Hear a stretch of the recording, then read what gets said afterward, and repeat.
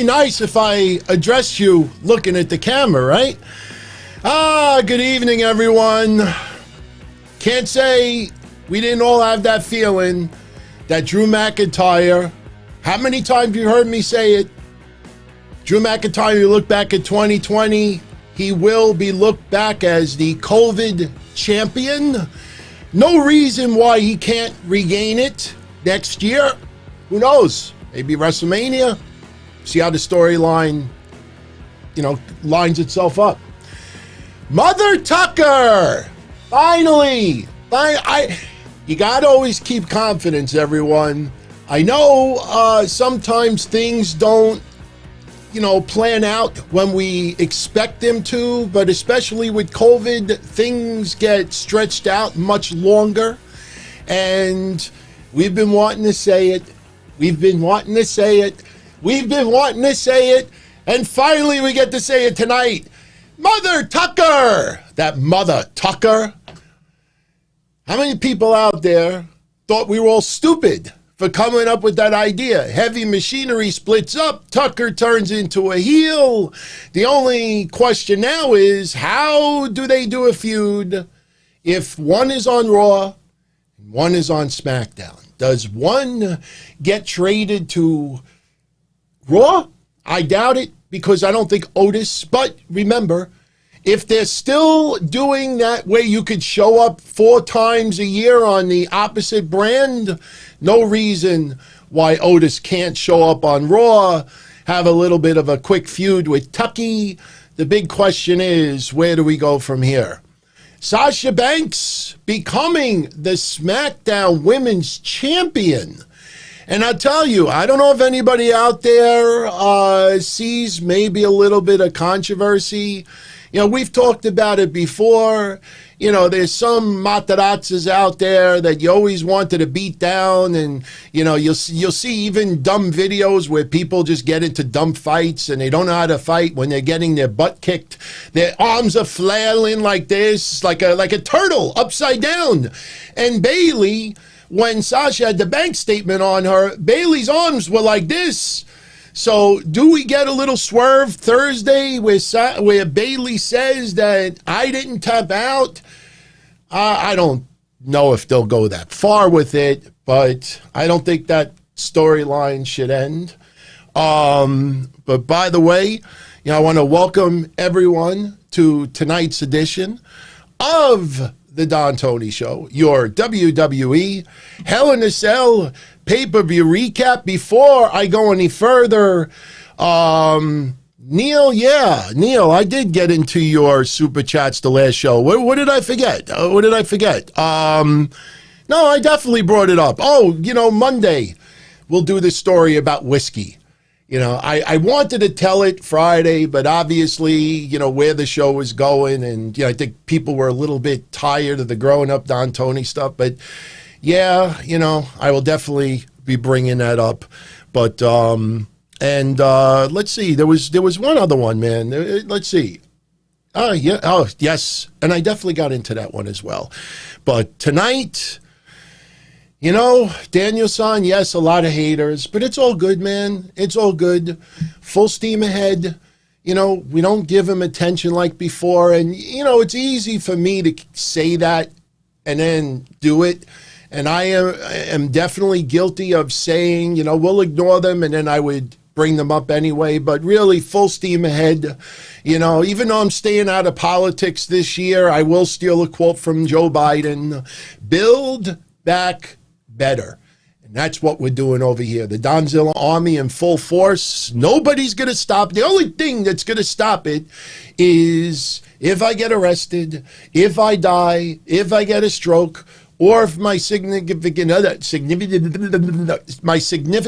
tells me, hey, it's either me or the shows. Then I got to be honest with you. I kind of got to think about it. Since I have the costume here, I got to show you something.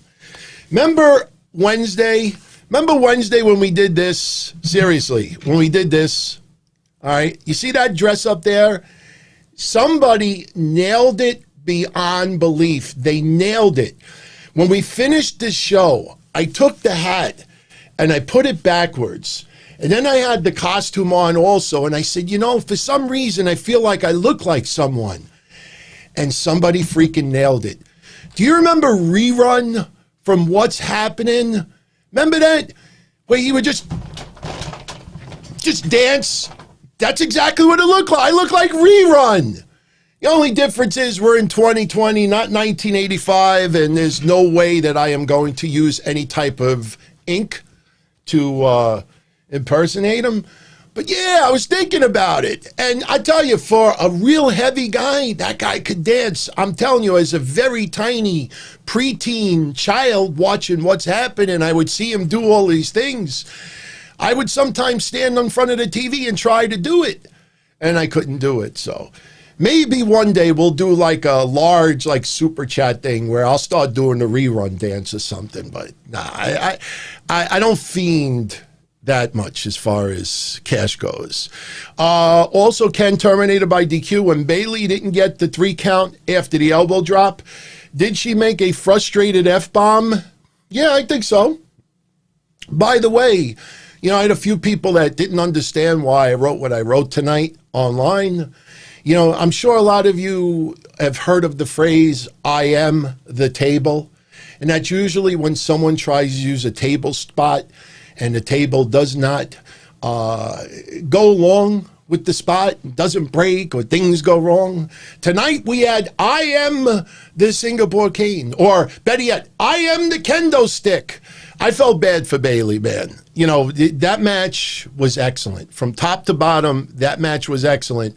But, you know, when she tried to tape, I don't know why she even bothered to try to tape them together, because they were wedged in the ring and wedged through the fence. They weren't going anywhere. Plus, you got to think about just logistics-wise. The fence opening was only this big, so the kendo sticks weren't going to suddenly really separate.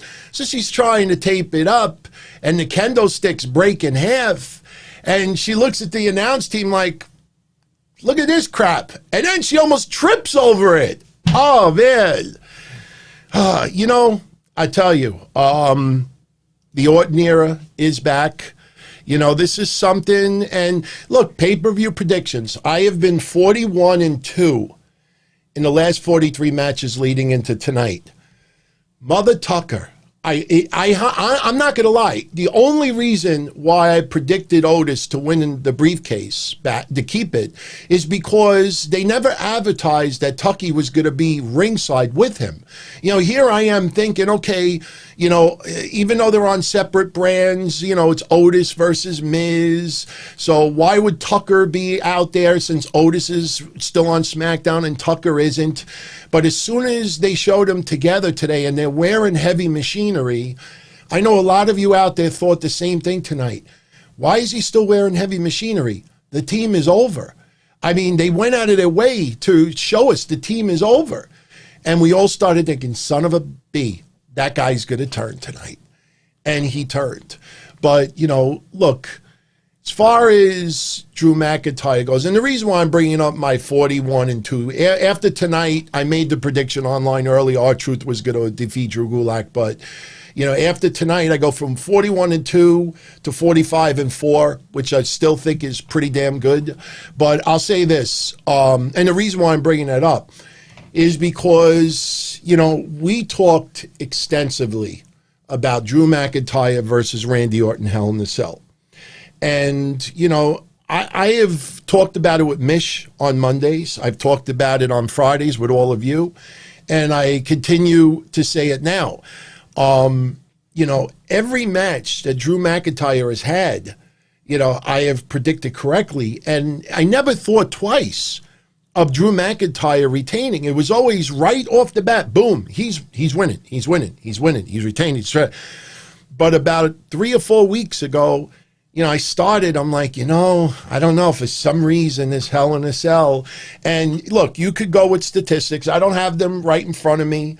You know, I notice, and this is true, I notice when we block out the negativity, when we block out the haters, when we block out the goofs, and we put full attention towards the subject at hand, you actually kind of think a little bit clearer.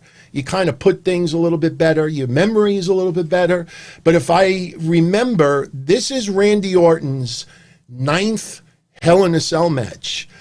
And believe it or not, I tell you, when I was researching Hell in a Cell matches before tonight, I never realized that The Undertaker has had 14, not Hell in a Cell pay-per-view. I'm talking Hell in a Cell matches, 14. And the only reason why I even looked at that is because when I started looking back at Randy Orton's history in Hell in a Cell, I realized, okay, fighting for a title, in Hell in a Cell, he's undefeated, 3-0. But then when I started going through the matches, and I'm like, wait a minute, this is his 8th? I don't remember Randy Orton being in 7 Hell in a Cell matches. Then I'm like, if he had 7, Undertaker's had to have a lot more. Undertaker's had 14. Unbelievable. But, look, we had the conversation as recent as Friday. We feared Drew McIntyre was going to lose that belt. Let's be honest. Under the circumstances, Drew McIntyre had a pretty decent run as WWE champion. Yeah, if you go back and look at specific feuds, maybe the feuds, the number of people he feuded with was a lot less. But you got to always remember, 2020 will always have an asterisk next to it. Whether it's pro wrestling, whether it's baseball, whether it's anything going on in this world. 2020 was a very, just complicated year. And storylines that should have only went 6 months went 10 or 11. Turns and swerves, instead of it happening 5 months ago, happening now. And Drew McIntyre has nothing to be shamed about as far as being champion during this entire time. We talked about it Friday. You don't want him to keep the belt simply because we feel he should be able to defend it in front of live fans sooner or later. It's an entertainment show. It's as some people, if you want to go old school, it's a male soap opera, even though, 66 to 33 seems to be the split as far as men and women. People always think like daytime soap operas like General Hospital, One Life to Live are women's shows. But if you actually look at the stats, men actually watch them as well. Wrestling is no longer a male soap opera. It's male and female. But to turn around and to feel that Drew McIntyre should keep the belt another 2, 3, 4 months so he could get the opportunity in front of a live crowd, that's when it starts feeling forced. And that's when people really will start complaining. And I think in storyline progression, Drew McIntyre got his first taste as heavyweight champion on the main roster, and it went pretty damn good under the circumstances. No reason why he can't be heavyweight champion again. There is nothing, and Randy Orton's a perfect example of, yes, Randy Orton's a Hall of Famer, but there's no such thing that you become heavyweight champion once, no matter what promotion is, and you can never be it again. So under the circumstances, he had a decent run, but it was time to change. I tell you, the end, I was a little bit surprised that they let him regain his composure and even do the Claymore kick. Because if you're going to write him off of TV for a little while, you kind of almost want him to be not unconscious in the ring, but, just strength, balls of steel, trying to get back to the ring under every, possible way. But in the end, he tries the Claymore kick, he misses, and yes, he missed the last one. But the one before it, when he first got back in the ring after the table spot, if you're going to cough up blood, if they're going to say he's out with internal injuries, you should have still had that blood effect still in his mouth when he tried the Claymore kick. 10 minutes later, there's no sign of blood whatsoever. So this is me just nitpicking a little bit. But to be honest with you, man, I thought every match tonight did what it needed to do. Some of them, the feuds are going to continue. Jeff Hardy and Elias is a perfect example of it. I still think there's unfinished business with Bayley and Sasha Banks. I don't know where they go at this point. Let me see. Neil, no, this is Ken. Ken is asking, why are some marks bitching about Orton winning the belt? Well, you know why? Because some of them are probably just casual viewers, and they think Randy Orton, they think, it's time to step aside and let other people step up to the plate. So, my honest opinion, you see social media, man. It's people, a lot of people just complain just to get a reaction. I brought it up before. If I don't like country music, I just won't watch it. I won't talk about it. If the BET Awards are on TV, or the Grammys, or the Academy Awards, if I don't like it, if I'm not interested, I don't watch it, I don't tweet about it. But for some reason, these people that can't stand, AEW is a great example of it. If you don't like it and can't stand it, why do you tweet 50 times about it? Why? Because you're just looking for attention. And Ken, I honestly think a lot of those people online are just looking for attention. Some people are not everybody's a fan of Randy Orton. Randy Orton is very methodical. We've talked about it before. In fact, I think tonight's match pretty much was close to what we thought it would be, with the exception of this.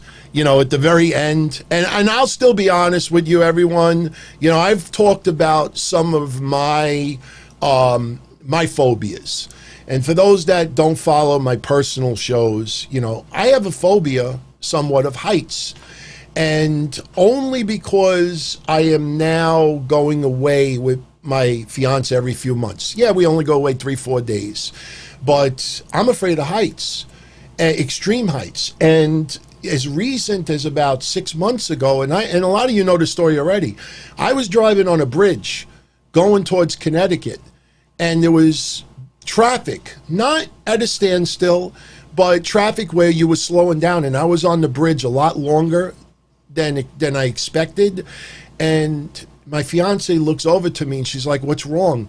I was like this on the steering wheel, like this, and I was sweating bullets, and I was just glued to I can't look left into looking down in the ocean. I can't look right. I can't look up. I got this weird phobia now about heights. Now, as I drive more, I don't think about it as much as before, but it's still there. So whenever I see someone climb Hell in a Cell, sure, the Mick Foley spot, although painful and permanent injuries, was still an awesome spot. Whenever I see someone climb the cell, I get nervous. I get nervous because you almost feel, just because of sweat and boots and how leather can be slippery, you always feel one day that somebody may just slip a little bit, and maybe they don't fall, but you get that really, really nervous moment for a second. Now, because of the red cage and because of the camera work tonight, a lot of people are only realizing it now, and I saw multiple people talking about it. For those that aren't aware of it, and if you go back to previous Hell in the Cells, you will see it.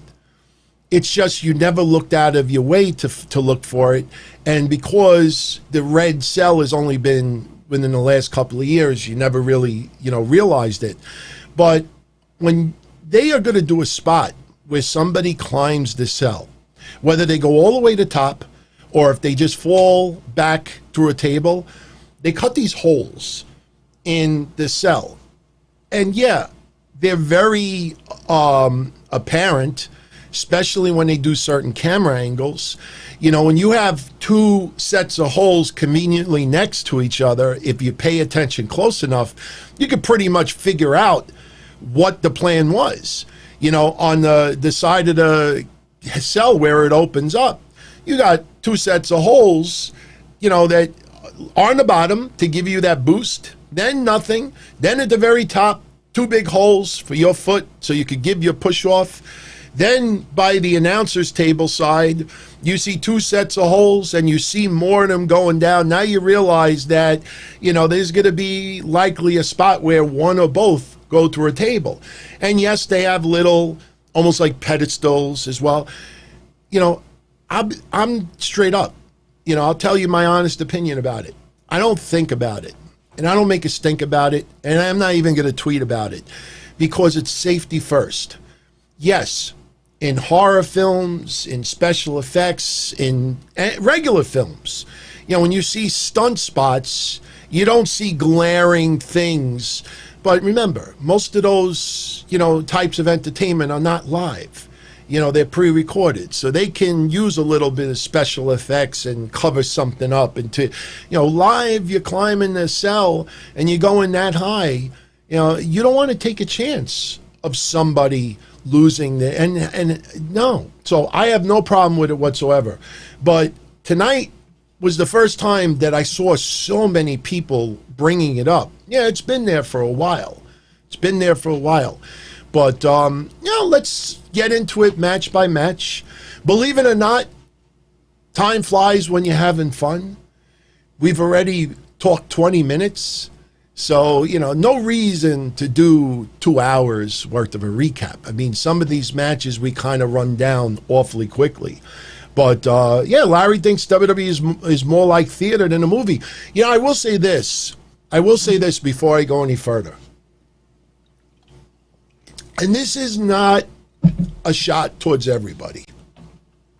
But I think you're starting to figure it out with a lot of groups. And I'm not just talking podcasters or websites or bloggers. I'm just talking about people in general.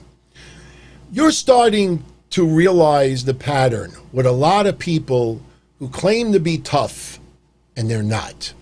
They claim to have loads of thick skin. The minute they get one insult, they're triggered and tweet about you 50 times.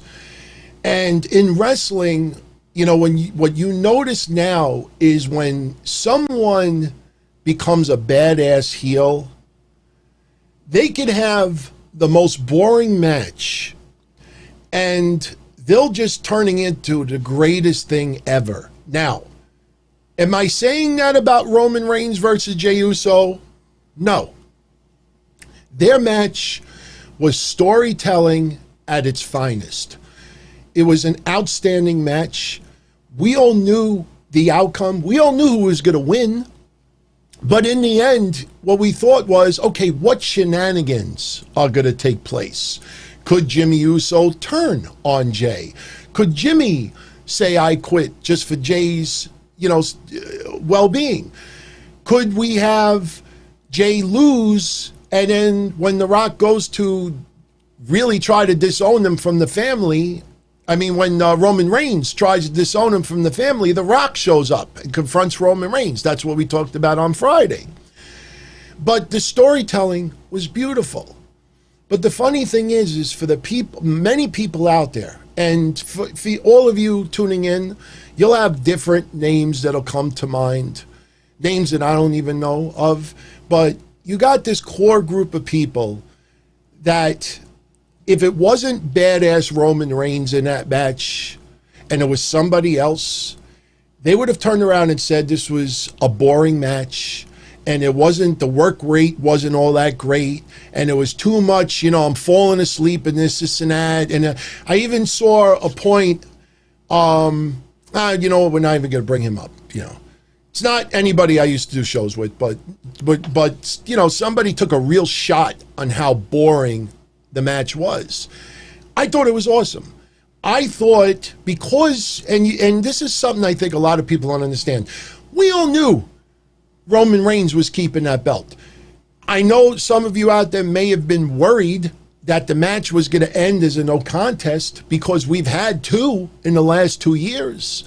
That one with Braun Strowman and Roman Reigns was, to me, one of the worst matches I've ever seen. Easily the worst Hell in a Cell match that I've ever seen. And there was a couple that were kind of shangada. But the thing is that because it's a badass that everybody's talking about, you have a match like that tonight, they're like, Meltzer 6 stars. And I'm not saying Meltzer, I'm saying to them, it was the greatest thing alive. But they do that whenever there is a badass heel in the ring. If it's a badass baby face, or if it's a baby face that they like to trash all the time, you give them that exact same match, and they'll say it was awful, it was methodical, it was boring. Hey, shut up with all the verbiage and give us action in the ring. But the minute it's a badass heel, they're all having orgasms over it. And it's amazing to witness that in real time. You see, insult, insult, insult. Oh, turn heel, badass heel. Now that person could step in dog crap. It was the greatest crap ever. You had to see the way it squished, and I could smell it through the TV. There. You notice that? People are noticing that. People are noticing that. Oh, man. You know, that's why, like I say, man, there's people out there that will just, you know, go wherever, you know, the wagon, you know, the back of the wagon, you know, the bandwagon, wherever the bandwagon, the destination is, still jump on it, you know. And some people jump on it legitimately because they like what they're seeing. But there's some people that is so obvious. You know, Kenny Omega, you know, oh, rip, you know, he's not here. Now all of a sudden, because everybody, the cleaner is coming back. The cleaner, yeah. It's the same, Shorty G is dead, but Gable is here. Gable, yeah. God, man, I haven't cursed yet. Let's talk about tonight, shall we? By the way, I want to shout out, I think his name is Macho. I got to pull up the graphic just so I can see. Macho Main. Not Macho Man, Macho Man E. Macho Main with that awesome artwork. And if you notice, you know, I'm sure Shaheen had family matters to attend to, so no Hell in a Cell template tonight, which is all good. We don't have to have pay-per-view templates. It goes to what I was saying before. Would you rather have, like, the Viking Raiders? Would you rather have an awesome, catchy name and then they're treated like garbage? Or do you let the name be put aside as long as they're getting utilized the right way on TV? No, we look back on it, we kind of say, it was both. We're all screwy. But, yeah, Prince Albert's, man, the minute somebody becomes a badass heel and people are talking, suddenly it's the greatest thing ever. He could go down the ring. AEW could do special effects where he's like the Wicked Witch of the West and flying down the ring on the broom, and they would say it's the greatest thing ever. It made Shawn Michaels going down on top of the ring look like kids play. Anyway, kickoff show tonight.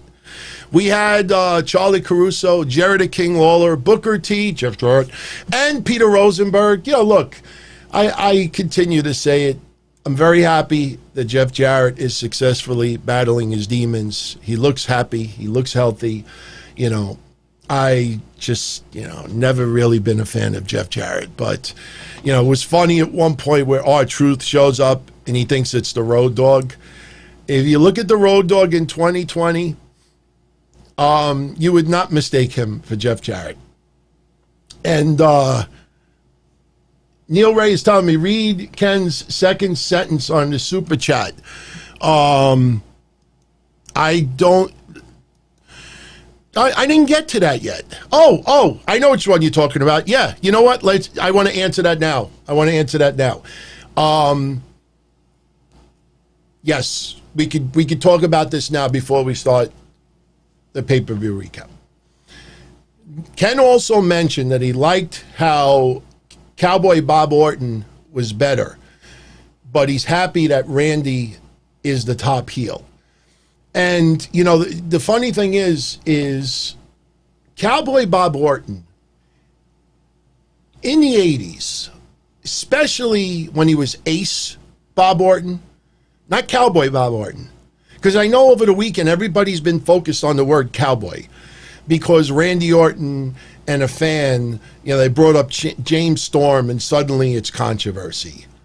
It's like, To me, I'd be worried about the 2020 election and riots in the streets and everything else, and people are getting, their balls in a bunch because of Randy Orton not knowing who James Storm is, But when Bob Orton was Ace Orton, the bodyguard for Roddy Piper, and he had the cast lasted for years, it allowed Cowboy Bob Orton to be something that he never really ever was, and that was like a wrestling personality. I watched Bob Orton Jr. when he wrestled before he went to the WWF. I watched some of his work when he left the WWF and was actually working on the Northeast a little bit, and was always pretty much straight up wrestling. His promos, the deep voice, never seemed to match with him all that much, but he was intimidating. He was impressive. He wore the vest. He wore the cowboy hat, hence Cowboy Bob Orton. But there wasn't much of a personality attached to it. Bob Orton Jr., when he became Ace Orton, got a little bit of a character to himself. And, he got more exposure. I mean, I know a lot of you out there maybe weren't even alive during WrestleMania 1. But I tell you, one of the things that nobody brings up as much as they should is when you realize the nationwide attention that WWF had for the war to settle a score. The MTV, the Rockin' Wrestling Connection, WrestleMania 1, Cyndi Lauper, Lou Albano, all of that. Roddy Piper, was the top heel at that time, around 85. I chuckle when I see young people today who are still probably in the condom, when their parents were in the backseat of their car in 85. They look back and like, oh, no, Roddy Piper was as big of a star as Hulk Hogan was in 85. He was a giant heel, but Hogan was the superhero. The superhero is never on the same playing field as the villain. Back in the 50s, the 60s, the 70s, the 80s. Yes, the Joker was awesome, but Batman was the superhero. You always get some fans that were badass that were, I love the Joker. I can't stand Batman, but the heels are never on the level of the heroes. And Roddy Piper, and I've brought it up before, my first ever wrestling figure, and I broke my freaking leg over it. My first ever wrestling figure was the Roddy Piper figure. I broke my ankle, not my leg. But the Roddy Piper figure, the one with the white shirt, and he's like this. And I remember I used to nick it up and I take white out. And that's when I first this actually gives me an interesting feeling. That's when I first learned that if you sniff white out, you get high. But, Bob Orton Jr. was right alongside Roddy Piper. So when you see some of the biggest moments leading into WrestleMania 1, even with regular media, and Bob Orton Jr. is there, it felt good. It felt good to see someone who would never be in that position without the circumstances there. So, Sam, Piper is a hero in Canada, without a doubt. But trust me, when you look at people that are older, that witnessed WrestleMania 1 in real time, they understand. It's not a shot on Roddy Piper. It's just the way the world turned. And again, the 40s, the 50s, the 60s, the 70s, the superhero was always 10 times bigger than the arch nemesis. And Roddy Piper had a badass following, but everything was Hulk Hogan. Everything was Hulk Hogan. And a lot of people don't like to say that now for the obvious reasons of Hogan's behavior and others. And we no longer have Piper on this earth with us. But, Cowboy Bob Orton, I don't like to compare Randy Orton to Cowboy Bob Orton. Two totally different careers, two totally different eras, two totally different dynamics. Randy Orton, yes, his promos could get very, very boring. Well, I shouldn't say boring, but methodical. And he'll recap everything. 3 weeks ago in the ambulance, blah, blah, blah, blah, blah. 5 minutes later, 2 weeks ago, blah, blah, blah, blah, blah, blah, 1 week ago. But that works. That's his persona. It's, methodical. Nobody complained when The Undertaker would do it or others. Some people, that's their style, and that's what works. So, Randy Orton, obviously, you look at this generation, is a bigger star for this generation than Bob Orton was at that time. But that's not a shot on Bob Orton. Bob Orton was a cog in the overall wheel, a very important cog, but he was a cog in a much bigger wheel. And I don't like when people say, well, how would pro wrestling have been just as strong if Randy Orton was around or Bob Orton? It's just, there's not any one person. Sure, wrestling would not gotten as big as it did in the 80s if Hogan didn't go to the WWF. I don't think he would have blown up to the same level if he stood in AWA. So, but anyway, enough of the Orton talk. Let's talk about the pay-per-view. We learned earlier today that we were going to get a kickoff match. It was going to be R-Truth versus Drew Gulak. And thank God there was no title changes in that match tonight. Because on the Patreon predictions contest, one of the bonus questions was how many title changes tonight? And I was saying to myself, oh my God, if we start getting 24/7, and especially since it was a pre-show, I can imagine somebody saying out there, well, it was the pre-show, not really the pay-per-view, so why is this title change counted? It's thank God we had nothing like that. We had R-Truth beat Drew Gulak, 5-minute match. It was an okay match for a pre-show match. After the match is over, we got the comedy once again. Tozawa and the Lucha House Party, they're all chasing R-Truth. And then Drew Gulak, goes to the commentator's table and throws a shot at John Cena. Because remember, John Cena is R-Truth's hero growing up. He said John Cena sucks. And, look, I like Drew Gulak. People may remember when he originally didn't sign a new deal with WWE, I actually defended, it's a clip that's still on you, I defended him big time. He may not be a mainstream huge star in the WWE, but he definitely complements, and he's good in the ring. But after the match is over, going to the announcer's table just to say John Cena sucks, you just lost a match for the 24/7 title. I thought it was a little bit lame, to be honest with you. But we didn't get any other pre-show match. The only thing that we did find out was Ali and Retribution. They're talking smack about the Hurt Business, and I'm almost convinced it's going to be a Hurt Business versus Retribution at Survivor Series elimination match. But tonight it's okay. MVP could choose any member of Retribution they want to face. So MVP could take one of his members of his group. MVP could choose, and he could even pick his opponent. And when I watched that, I'm saying to myself, okay, you're causing chaos, you're causing this, you're causing that, and you lost last week. I'm talking storyline now. You lost last week. Why are you allowing opponents to make any decisions or having any power whatsoever? Retribution, the whole storyline, is about power.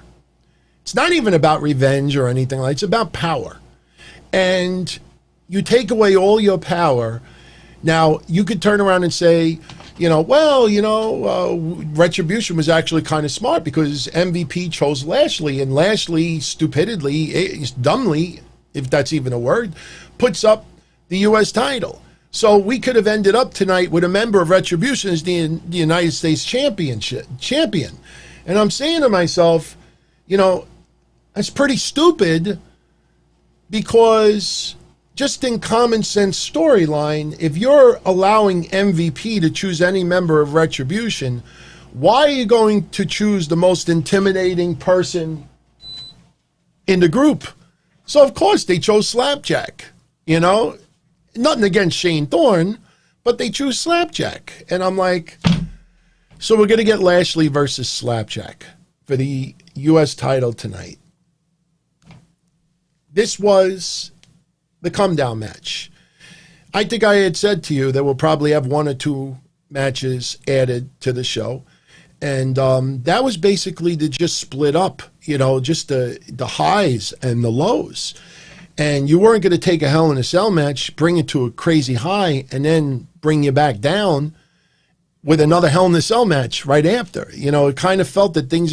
Now, it was different tonight because of the promos and everything. Look at the way the pay-per-view started. Pay-per-view started at 7. By the time they did the opening promo, by the time they had Roman Reigns and Jey Uso hit the ring and the match started, we were past 7:15. So we almost were 20 minutes into the pay-per-view before a match even started. So that's something that should really tell you. I don't think, Neil, that it was an 8-star pay-per-view. By the way, I will give you my overall rank at the end of the night. You owe Neil Ray a case of Budweiser. Good luck on the shipping charges.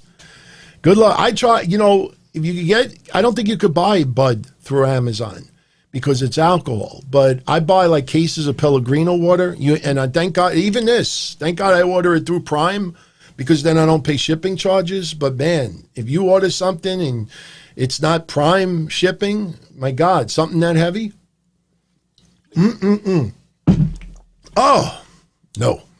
So, we have the pay-per-view start. Roman Reigns versus Jey Uso, Hell in a Cell.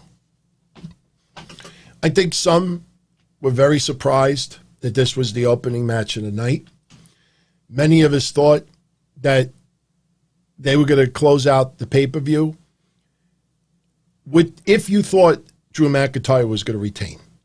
You felt like they were going to go off the air in controversy.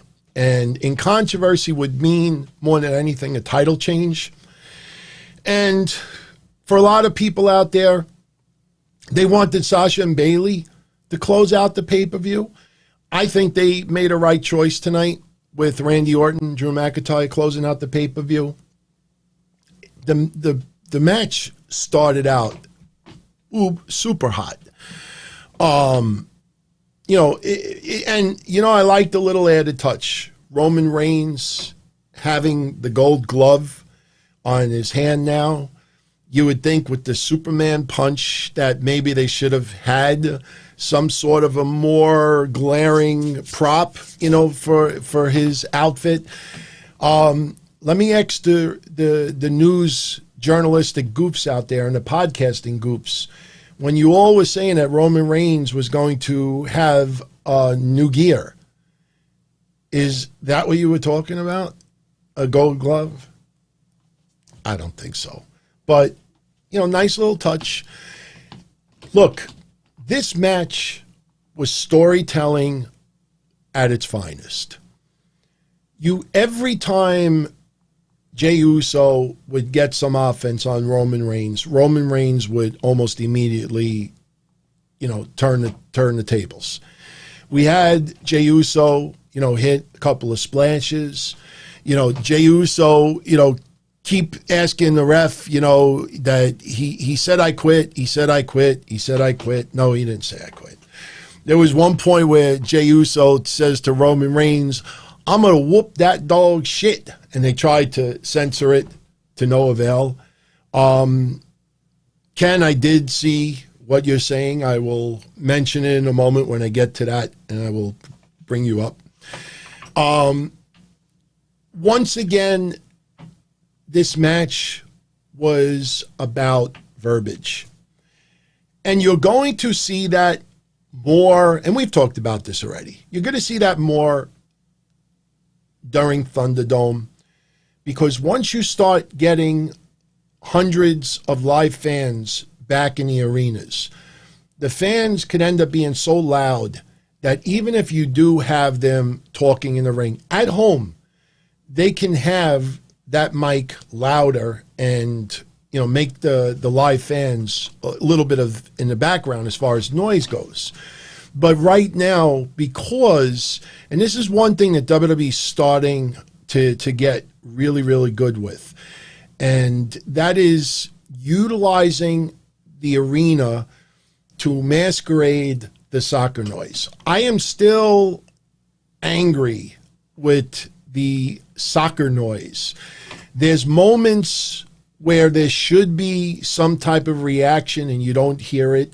WWE is piping in a lot of sound clips now with the R-Truth stuff. Did you notice tonight Thunderdome was perfect with their what's up? I mean, everything R-Truth. What's up? What's up? What's up? What's up? What? If you actually pay attention when R-Truth does that live with fans in the audience, you know, it's not in sync where it's supposed to be. With R-Truth, what's up? What's up? What's up? What's up? What's up? What's up? What's up? What's up? No, it'll be what's up? What's up? What's up? What's up? What's up? What's up? It's like people they can't stay in sync. Tonight it was perfect. I am a little disappointed that we didn't get a couple of more "This is awesome" chants. There was a couple of spots. I don't care if you splice it in. If it's an awesome spot, and social media is really reacting to it. We even got a holy shit. I cursed. We even got a holy shit chant tonight. And that was piped in from WWE. Nobody's complaining about that anymore. You know, you get a couple of jerk-offs here and there online, like, oh, you're piping in stuff. Ignore those people. Those people are not going to, you could have white noise out there. You could put every single one of their old school favorites and new school favorites and, somehow with computer technology, put them against each other in the ring and they'll still complain about it.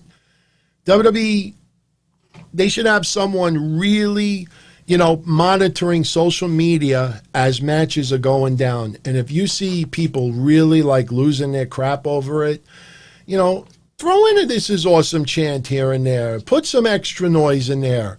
It's a big difference, and it's a far cry when you had thousands of fans in attendance that were not having it with Roman Reigns, and then when they did the replay, they kind of finagled everything to look the opposite.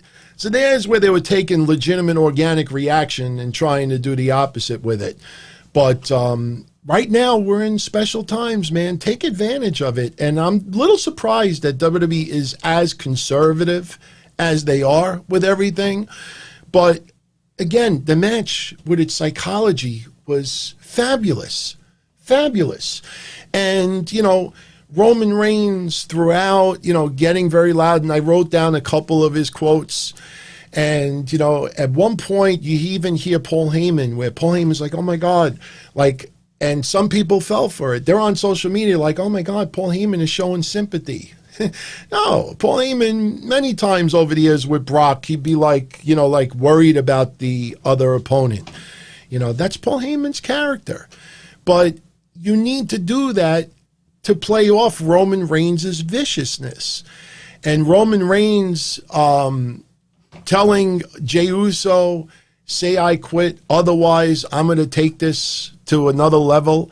And, I took a picture. Hopefully I could pull it really, really quick. Let me see if I could pull it quick because, yes, I do have it over here. Yeah, I'll cue that up in a moment. But then, we had, by the way, WWE's obsession with Singapore Canes tonight, and it wasn't just Bayley. It's so many Singapore Canes. The one thing I will tell you about the Hell in a Cell matches tonight, you will admit, you might not think of any one specifically, but you will remember that over the years, there have been quite a few Hell in a Cell matches where we have watched them, and at the end of the match, we would say, man, that Hell in a Cell, they didn't even utilize the cell. They didn't even act like they were inside a cell. How many times did we say that over the years? Tonight, all three cell matches were different. The opening match was focused on storytelling. Tribal Chief, say I quit, I love you, I need to do this for the family, blah, blah, blah, blah, blah. It's all storytelling. Bayley and Sasha Banks was storytelling, obviously, as well, as was Randy Orton and Drew McIntyre. The difference is Bayley and Sasha Banks, it was more of revenge. Sasha Banks looking for revenge on Bayley and taking Bayley's prized possession. Drew McIntyre and Randy Orton was obviously revenge as well, but that was more spot-oriented and more of a combination. Randy Orton and Drew McIntyre was kind of a combination of the opening Hell in a Cell and Sasha and Bayley. The only thing with the last match is you didn't get as much verbiage. You know, like if you look back at Bayley and Sasha Banks, they would be talking and you'd have that audible, you know, part of the match. And again, they take advantage of that because they don't have droves of live fans blocking out that noise. But Roman Reigns and Jey Uso, when Roman Reigns started to get the upper hand and a strap came into play, and then Roman Reigns starting to taunt Jey Uso, bringing up the fact that they're both 35 years old, and Jey Uso still trying to you know, test him. And, you know, he's trying to get Jey Uso to just say, I quit. You know, at some points during the match, it wasn't call me tribal chief. Now it was just say I quit. Just say I quit. And the referee, you know, we have seen the referee end matches because someone can't respond quickly, but it was obviously made to be more dramatic tonight. So you had the referee actually trying to get, you know, emotionally involved with it. Come on, Roman, I got to ring the bell. This is your cousin. This is that. You know, it's a fucking I quit match. I cursed. You know, like I understand the referees have always done that over the years, but the referee we're inside a cell in storyline. We're inside a cell where lives change forever. The most brutal, painful, everything, blah, blah, blah, blah, blah, life-changing experience. And then you got a referee saying, he got kids. Not that, wrong phrase. You know, he's your cousin. You know, like, we're in a cell. What are you talking about? But it was done the right way tonight. And Roman is just beating the crap out of Jey Uso. Jey Uso not responding at times. The referee finally tells Roman, I'm calling for the bell. And Roman Reigns is basically, I'm going to curse again. Roman Reigns is like, fuck that. No, you're not. He throws the referee over the top rope. I love it because I can't stand that referee. He sucks. He sucks. When he threw him over the top rope, I was hoping to get, who's that comedian that time? He co-hosted Raw and John Cena. Wasn't it John Cena that threw him over the top rope and he landed and hit the back of his head? And if anybody remembers when I did the show that time, I said I actually almost got, you know, a mindgasm over it. What was that comedian? Ken Jeong? Is that his name? Yeah. I was like, oh, let me get that Ken moment again. It was Dr. Ken. So he throws him over the top rope. But then I started to get a little concerned because here you got Adam Pearce hit the ring. That other redheaded jerk-off hit the ring. You got a couple of officials, and they're all trying to tend to Jey Uso and Roman Reigns. What's up, Shezzy? My God, Shezzy, much love, my friend. For everyone out there, I know some of you are listening overseas as well. It is right now 2:54 a.m. where Shezzy lives. And Shezzy is taking the time at 3 o'clock in the morning to join all of you in the chat and yours truly to talk Hell in a Cell. Much love, my friend, much love. So, but yeah, JB Noble was out there as well. And, you know, they're all 10. And now I'm thinking to myself, are we going to get, for the third year in a row, a bullshit finish where we really don't even have technically a decision? Or maybe Roman Reigns wins by forfeit. And they're all tending to Jey Uso, but the bell hasn't rung. So I'm holding out hope. So then Roman Reigns, you know, and I'm only mentioning it because I know some people will be like, He picked up the ring steps, tried to throw it into the ring, didn't make it, so it fell back, and then he got it over. But then he first puts Jey Uso And you know, with the ring steps, the metal ring steps, if you put it a certain way, there's like an opening. So if you put it over somebody's head, you know, you're really not blocking them. So it was kind of funny when Roman Reigns did it. I'm like, Jay, just slide back out. But then he picks it up and he's about to smash the ring steps on Jey Uso. And Jimmy Uso hits the ring. Jimmy Uso covers Jey Uso, basically trying to protect him from Randy Orton. And Roman Reigns throws the steps aside, and he's looking at Jimmy Uso. And Jimmy Uso, and here's again where the storytelling and the verbal, beautiful, beautiful. Where, you know, Jimmy Uso is saying, like, this don't have to be like that. You know, we're family, with this, you know. And then he's using Jey Uso's real name. This is Josh. This is Josh in the ring. What are you doing? And Roman Reigns sits down right next to them, and he starts saying, I don't know who I am anymore. And he's starting to cry.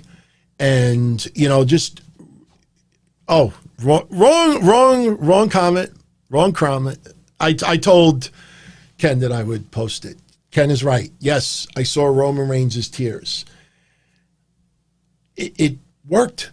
Roman Reigns showing, you know, compassion, emotion. He doesn't know who he is, and he's crying. And Jimmy Uso, you feel like he's trying. Now, yeah, we've been wrestling fans long enough to know, you know, we ain't going to get, you know, they're going to go out to dinner after and, you know, we're going to get on the bump that they met. No.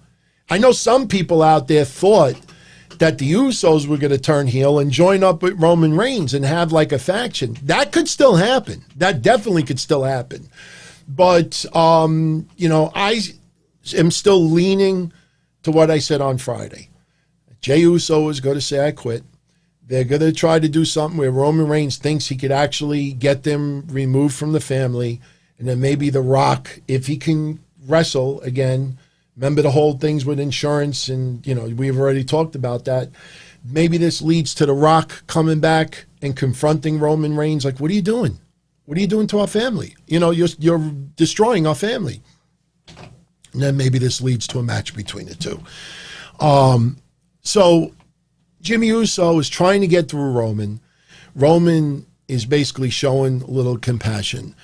And next thing you know, Roman Reigns puts Jimmy Uso in a submission move. And, you know, once again, like kind of biting off of various movies over the years, Jimmy Uso, they have the camera right on his face, almost like, you know, like, Jay, help me.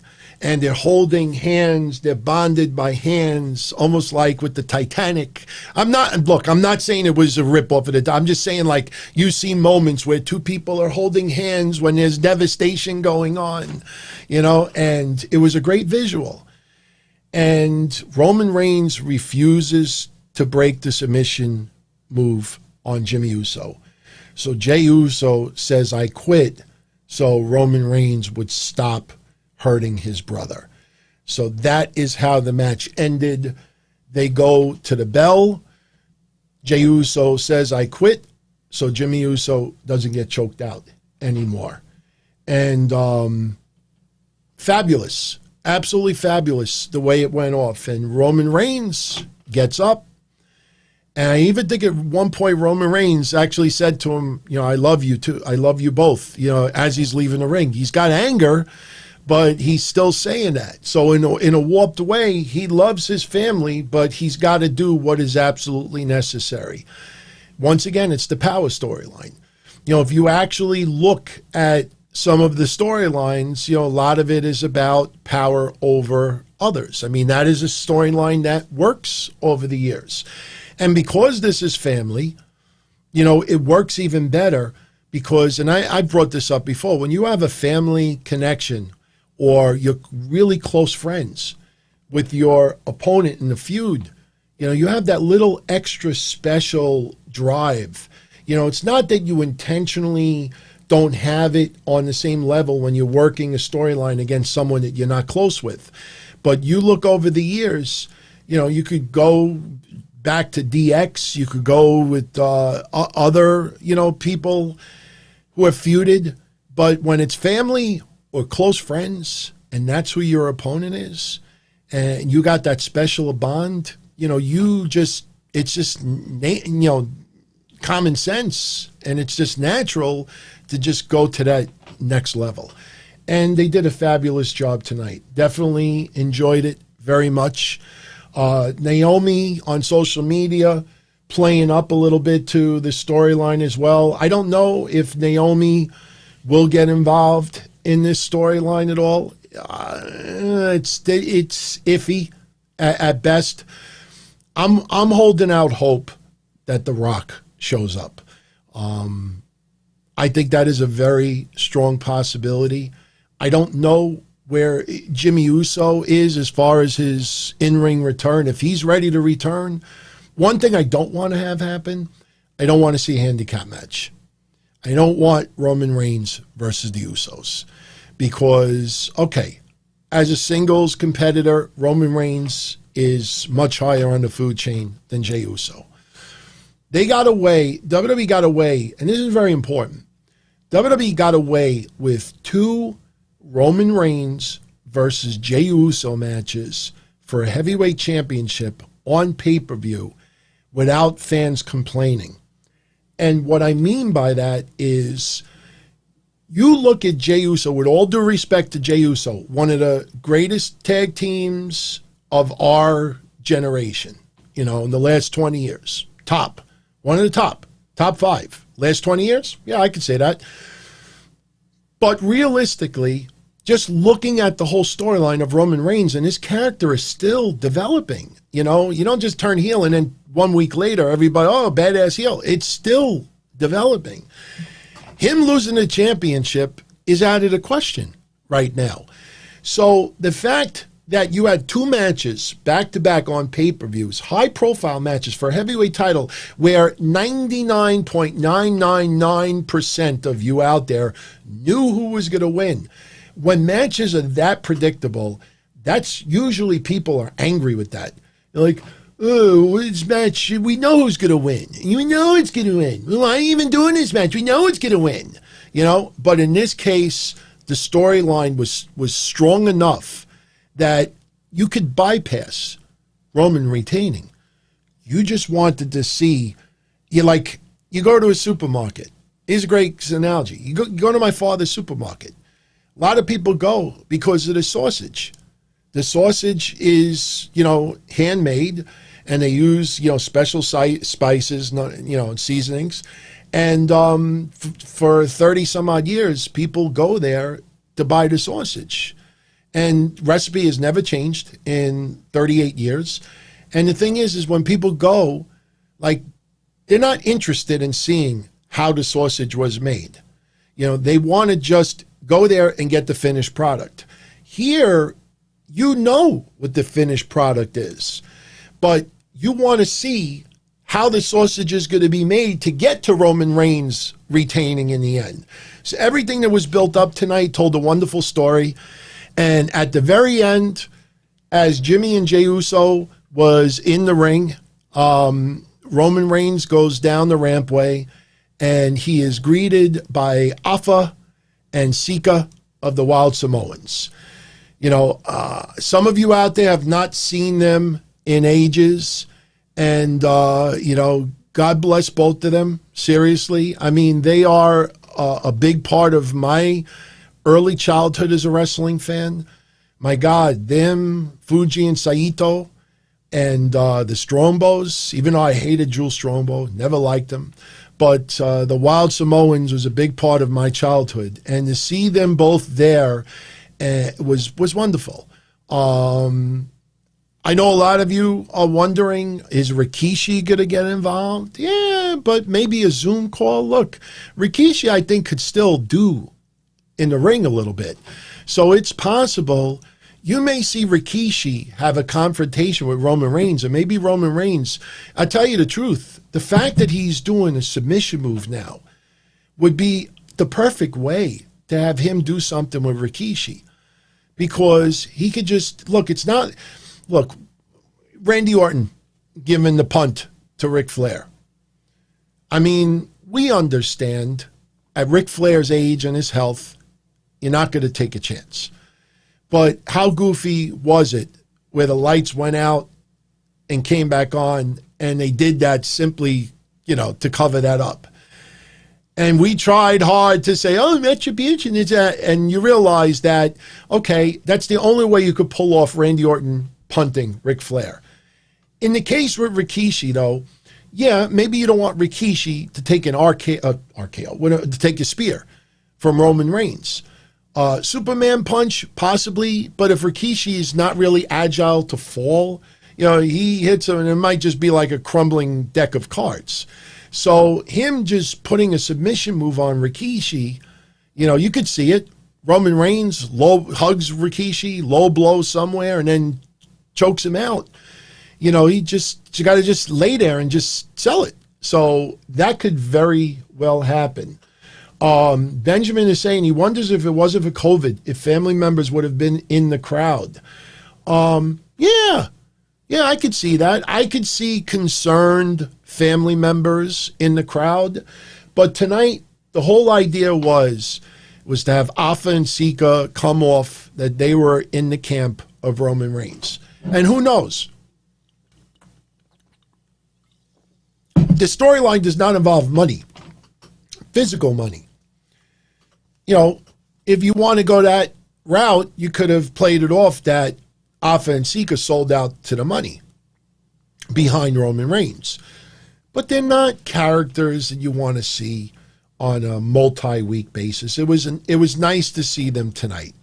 But I think your money is The Rock confronting Roman Reigns. And if you see other family members, if you see Rikishi, if you see Naomi or others, then you almost have to have The Rock. Because how ridiculous would the storyline look that every family member is coming out there except for The Rock? So, I don't know about Nia Jax getting involved in this storyline. They've never really attached that on television, so I don't think that is a possibility. But, look, anything is possible at this point. But once again, bravo for that match. And, just great storytelling. What you saw tonight is rare. For exactly what I said before. When I was a kid, it's different when you're a kid, and everything is still, swept under the rug and it's not exposed that it's sports and entertainment. It's such a different era. But even 10 years ago, you have a pay-per-view match and it is clear cut who is winning that match. With the exception of some Undertaker WrestleMania matches, because nobody thought that Undertaker was losing the streak. But, it's not often that you could get someone defending a heavyweight championship and the outcome. But it's okay because the storyline is so good and there's so many variables that could get involved that you don't mind that Roman Reigns is 100% walking out of there as champion. Now, say something else tonight. Tonight's opening match should once and for all shut up these bitter bitches online who whine and complain when certain people come out as a curtain jerker for a pay-per-view. I've heard it towards the women. I've heard it towards technical wrestlers. Hey, why is Daniel Bryan opening up the pay-per-view? Why is Sasha Banks, a Charlotte, or Asuka? Why are they opening the pay? I hope tonight, just to quote what I said earlier, and I don't even know why I'm even doing this, kind of childish, but I mean, you think about things, these people just bitch about everything. I mean, I have said before, I don't care what opens the pay-per-view. I don't care what closes the pay-per-view. Give me a good match, and I'm happy. So I think, honestly, everyone out there, the next time a bitter bitch whines about someone opening up a pay-per-view as the curtain jerker, remind them about this match, and let's hear what excuse they come up with, So it's ridiculous, man. That's why I if you notice, I posted maybe 3 times on social Twitter in the last 4 or 5 days, other than promoting the shows, obviously. I don't socialize on there no more because it's sad. And the less you post on there, the more you see people just desperate for attention and acknowledgement. I need to feel that people still like me. I need to get likes back. Let me just write about anything. And their whole life is social media. So I'm telling you, I know this is going to sound like dumb advice, but especially when it comes to wrestling pay-per-views or Raw, SmackDown, NXT, AEW, Impact Wrestling, and by the way, Monday, Mish and I, we should be getting into a recap of Bound for Glory.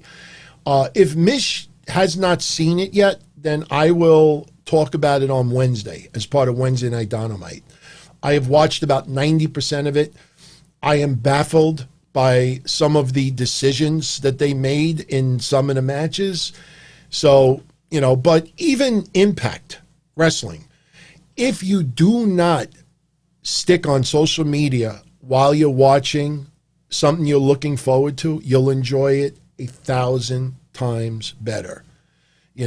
I might start doing what some of you have been suggesting to me, and that is before I go live on YouTube, there's a chat. There's a chat room on YouTube for the show. And a lot of you have been saying to me over the last 2-3 weeks, DT, we got a chat room here. We're all obviously here to not bitch and complain about everything, but to enjoy whatever we're going to watch. Open the chat room up and let everybody chat during the pay-per-view. So we might start doing that. So I might start interacting with everybody on the chat during the pay-per-views. And by the way, for some of you out there wanting the Q&A, I was supposed to record the Q&A for tonight. Truth behold, last night on Discord, Mish, myself, a bunch of others, we gamed. We did Among Us and we did Jackbox gaming until 3 o'clock in the morning. By the time I went to sleep, it was about 4:30, and then I got up at 8 so I could take, my significant other out for brunch. And then, we had so I got virtually no sleep. So by the time I got back, it was like, all right, I'm going to do it Monday afternoon instead. So everybody out there that's looking for the Q&A, it will be posted Monday afternoon. I got everybody's questions, and then we'll do another one 2 weeks from today. So, but just to close out this match, bravo. Didn't need to climb the cage. Didn't need to go through a table outside the ring. Didn't need to do anything more than what they did tonight. And it worked great. So, now, because of the high that we had during that match, we got to come down a little bit. And they gave us Jeff Hardy versus Elias. Went a little bit longer than we expected. Elias opening up with his concert, singing, calling Jeff Hardy a drunk. In the pre-show, he called him a junkie. Look, you might remember that I got a lot of, complaints over it. I had no problems with the storyline with Sheamus and Jeff Hardy. Because in the end, it was a public service announcement that, you'll always be battling your demons, and sometimes you will be tempted. And you got to resist temptation and overcome. And that was the storyline with Jeff Hardy and Sheamus. I'm a little bit annoyed that they're trying to act like we don't know who was driving the car, because I remember Sheamus's promo, it was me, Jeff. And now, we got it even tonight, that little subliminal that, one day we'll find out, like, please just let that goddamn storyline die. What's going to happen? Is Ali going to cut a promo on Retribution like last week? Oh, by the way, everybody, I was the hacker for the last 19 months. Well, no, it was February. So March, April, May, June, July, August, September, October, 8 months times 4, about 32 weeks. It was off TV about 8 weeks, 24 weeks. All right. Just in passing, oh, by the way, everybody, I was a hacker. Are we going to get Ali? Oh, by the way, everybody, I was driving a car. It's like, please just let the storyline die. Just let it go. why they're like trying to throw an audible. I mean, are we going to get because the red, are we going to get Sam Roberts behind the wheel? Sami Zayn is not on Raw. So please, we're not going to have a redheaded revelation. Let it die. Please, let that storyline die. Did I see Jeff Jarrett's expression after Elias called him a junkie? Yeah, he throws shade at he used to, look, Elias, it's funny because, I don't take lightly drug addicts, alcoholics, junkies, people who are depressed, and it's interesting how for WWE standards, having someone be emotionally unstable is almost a big no-no. But as far as, alcoholic addiction, drug addiction, it's okay to poke fun. Overweight, it's okay to make fun. Making fun of someone's age. Now, yes, wrestling obviously needs stories where people are made fun of because many times those people get revenge. But it's interesting when it comes to mental health. And I'm not complaining, but you could see how glaring it is. Jeff Hardy has got a family with kids. That guy is battling addiction for the rest of his life. Jeff Jarrett definitely can relate. Absolutely. But the thing is that, they can throw the one-liners very, very easily, calling someone a junkie, putting alcohol in their face.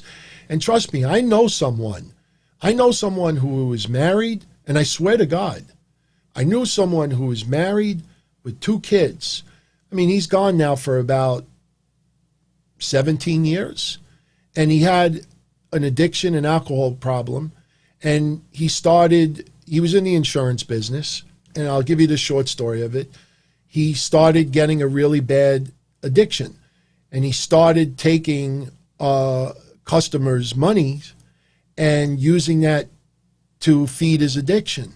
And then what he was doing was, you ever hear the expression I brought up before that I'm sure you've heard, you take money from Peter to pay Paul? What he would do is somebody would come in and we found all this out afterwards, obviously, but somebody would come in, make an insurance payment, and then if that person, let's say, wasn't going to cancel for a week, he would take that money, use it to go feed his addiction, and then when another customer would come in and make a payment, he'd take that payment, pay this customer's payment. So now this person's money is outstanding. So another customer comes in, makes their payment, uses that, and it just became an ongoing spiral. He ended up blowing his brains out, and he left a suicide note. And when he wrote in the suicide note, he had this tremendous alcohol and drug problem, and that he was thousands of dollars in the hole, and he didn't have the money, and people started canceling. And, it's a very messed up story. And there's a lot of people, especially right now, with COVID going on and people out of work. For some reason, we got this aura online that the number one problem, here in the United States, we got 300 million people. Yes, 220,000 dying is no joke. 8 million, even if you want to go 10 million people who got COVID is no joke. That is still only 3% of our nation. So everybody seems to link 2 things with COVID. Having COVID or emotionally depressed over COVID, or finance, obviously. But no one ever associates people who are now drinking or maybe taking some type of medicinal items to numb the fact that they're out of work, to numb the fact that, we're in so much turmoil and everything going on. What about everybody who lost their businesses because of riots and everything else? Drug addiction and alcohol addiction is up significantly in a lot of areas across the world. So yes, mental illness is up there. And I don't think you would ever see WWE poking fun in a storyline of someone who is depressed. So I personally think, in my opinion, to easily just throw out the words junkie and this and that, I put that up there with close to mental illness, because a lot of mental illness is what causes addiction. And for some reason, WWE, they could just run those words out like no big deal, and it's not me look, I agree with you, Ben, and everyone else. Addiction is and bravo to Sev, who's live, 10 years clean. Bravo, seriously. But, a lot of people, and I think WWE is numb to that. I think they look at alcohol as, we all go out like Ric Flair, we go drinking after and, just party and blah, blah, blah, blah. No, there is a shitload of people who are drinking and doing, whether it's, light, drugs or hardcore, they are taking that and drinking because of depression. That kind of masquerades and numbs their depression. I don't think, in my opinion, WWE should be throwing those words around. And again, I'm sorry for anyone out there that doesn't like that stance that I take. And it's not me being PC or anything like that. But, when you see Elias throwing the words around like they did tonight, I'm like, I don't even think WWE, like, kids cancer? Oh, yeah. Oh. Just dropped a whole bunch of things. It's because I said kids cancer? Oh, no. Can't go there. Oh, breast cancer? Oh, no. Can't go there. Mental illness? Oh, no. We can't go there. But alcohol and drug addiction, it's okay. It's all right. Junkie. And I get they're doing public service announcements, and through storylines. But, and John says booze is more acceptable than pills. Yeah, because alcohol is legal in our country. In moderation and casual drinking is okay. You want a glass of wine with your dinner? That's fine. You want a cocktail after work? That's fine. But when you're talking about Jeff Jarrett and Jeff Hardy and people who are drinking excessively because of various reasons, and a lot of it is mental illness, I don't think you take a casual drinker and someone who has an addiction and just write it off as junkie, drunk. Well, Jeff's not addicted anymore. There's a lot of people that are. So anyway, so Jeff Hardy gets himself disqualified on Elias. Guitar shot. It was the right way to go, because we had, obviously the anger that Jeff Hardy has towards Elias, Jeff Hardy getting pissed off because of Elias, calling him the words that he called him. And Austin, Nancy, you're very welcome, my friend. Sometimes I'm not intentionally being funny. Sometimes I am. Just the way it ends up sometimes. But hey, if everybody is enjoying the shows, I only have one thing to say to you. Give the thumbs up. No. If you like the show, I would appreciate it, But no, I appreciate it, man. Seriously. I'm here for all of you. And, you definitely keep me going. And I really appreciate that. So, and if you're all around tomorrow night, you're not busy, right after Raw, I'll be here with Mish. I'll probably get a couple of thoughts from Mish about the pay-per-view tonight. I know he's doing his Wrestling Super Recap. That's why he's not on with me. But we'll talk about the pay-per-view, a little bit, Fallout, everything that goes on with Raw. If he saw Impact, we'll talk about that a little bit. But we'll have a fun show. And then remember, if anybody that's on the Patreon, Tuesday will be Breakfast Soup off the cuff. Nothing planned. No advanced questions, just wherever the conversation goes. And last week was wacky with a capital W. Some people said it was probably the funniest show we ever did, and we've done about 150 breakfast soups. So if you're around, join us. So Jeff Hardy, grabs the guitar from Elias, smashes him with it, gets disqualified. Fair way to go out. It's Jeff Hardy could care less about the win. He just wanted to get a little revenge on Elias. And we get the quick DQ finish. So now we don't get a Hell in a Cell match again. We get Otis versus The Miz. Money in the Bank contract is on the line. And I appreciate everybody out there who recalls me for quite a while now saying Tucker's got to turn heel. Before they did the draft, I thought Tucker should turn on Otis, Mother Tucker. Remember all the times we wanted to say Mother Tucker. One day we were going to be able to say Mother Tucker. I know it's a little goofy, but, you know, it's G-rated, so we get away with it. And they did this whole storyline for a month and a half, maybe longer, about, you know, Miz and Otis and the contract. And Otis is on SmackDown, Miz is on Raw. You know, Miz is not a champion, so why is Otis still feuding with him and this and that? So it ends up with the court thing. We still don't know what JBL had in the briefcase. I still say it should have been beer. But, you know, they're having a match tonight. And my pick was Otis to keep the briefcase because of the whole storyline. But if you remember on Friday, we joked that Otis lost his girl. Otis lost his tag partner. And if Otis loses the contract, Otis is not very lucky at keeping things, but it might add a little sympathy to him. So that was the only thing that we were thinking about. Now, if I knew Friday, and I know some of you are going to be like, yeah, okay, DT, yeah, okay. No, but seriously, if we knew Friday that Tucker was going to be in the corner for Otis, and it would have been advertised that way because they're no longer a tag team and because, you know, it was just a court thing. The storyline was just a court thing. It wasn't that Otis and Tucker are still together. But if I would have known that Tucker was going to be in the corner of Otis tonight, they would have done something like, I'll be in your corner, you know, in case Morrison tries to do anything. Then I would have said Friday, this guy's turning. Because there's no reason for him to be out there. They're no longer a tag team. It's the draft.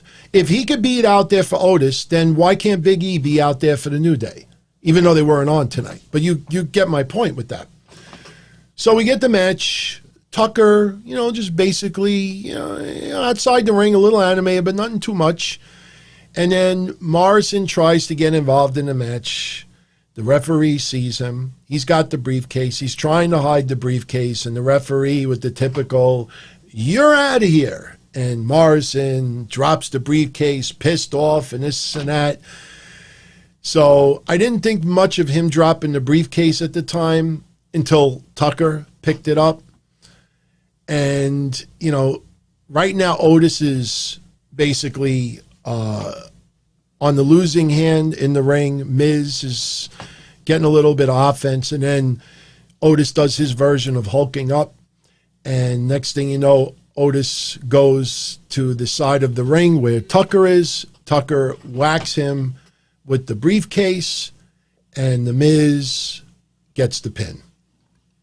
Miz is now the owner of the briefcase. If I'm correct, didn't he have the briefcase in 2010? So we got, you know, Miz with the briefcase 2010 and now 2020. And, you know, finally we could say, Mother Tucker, he turned on Otis. You know, I was very happy with it. Now, the big question is, where do you go from here? Again, they still do that idea where you could show up on a different brand 4 times a year. Okay, maybe you blow your load for Otis's 4 times by feuding with Tucker. We'll see. We'll see where it goes. But, you know, Tucker causes Otis to lose. We get a backstage segment where Miz and Morrison are talking to Kayla Braxton, and then Tucker shows up and she's trying to get a word with Tucker, and Tucker is like, you know, that I did all the work and we were supposed to be a team and blah, blah, blah, blah. You might remember, and if I'm pushed, I will get the clip. You might remember when Otis first won that briefcase, I had said that maybe Tucker turns on Otis because Otis is more about him, and not the team.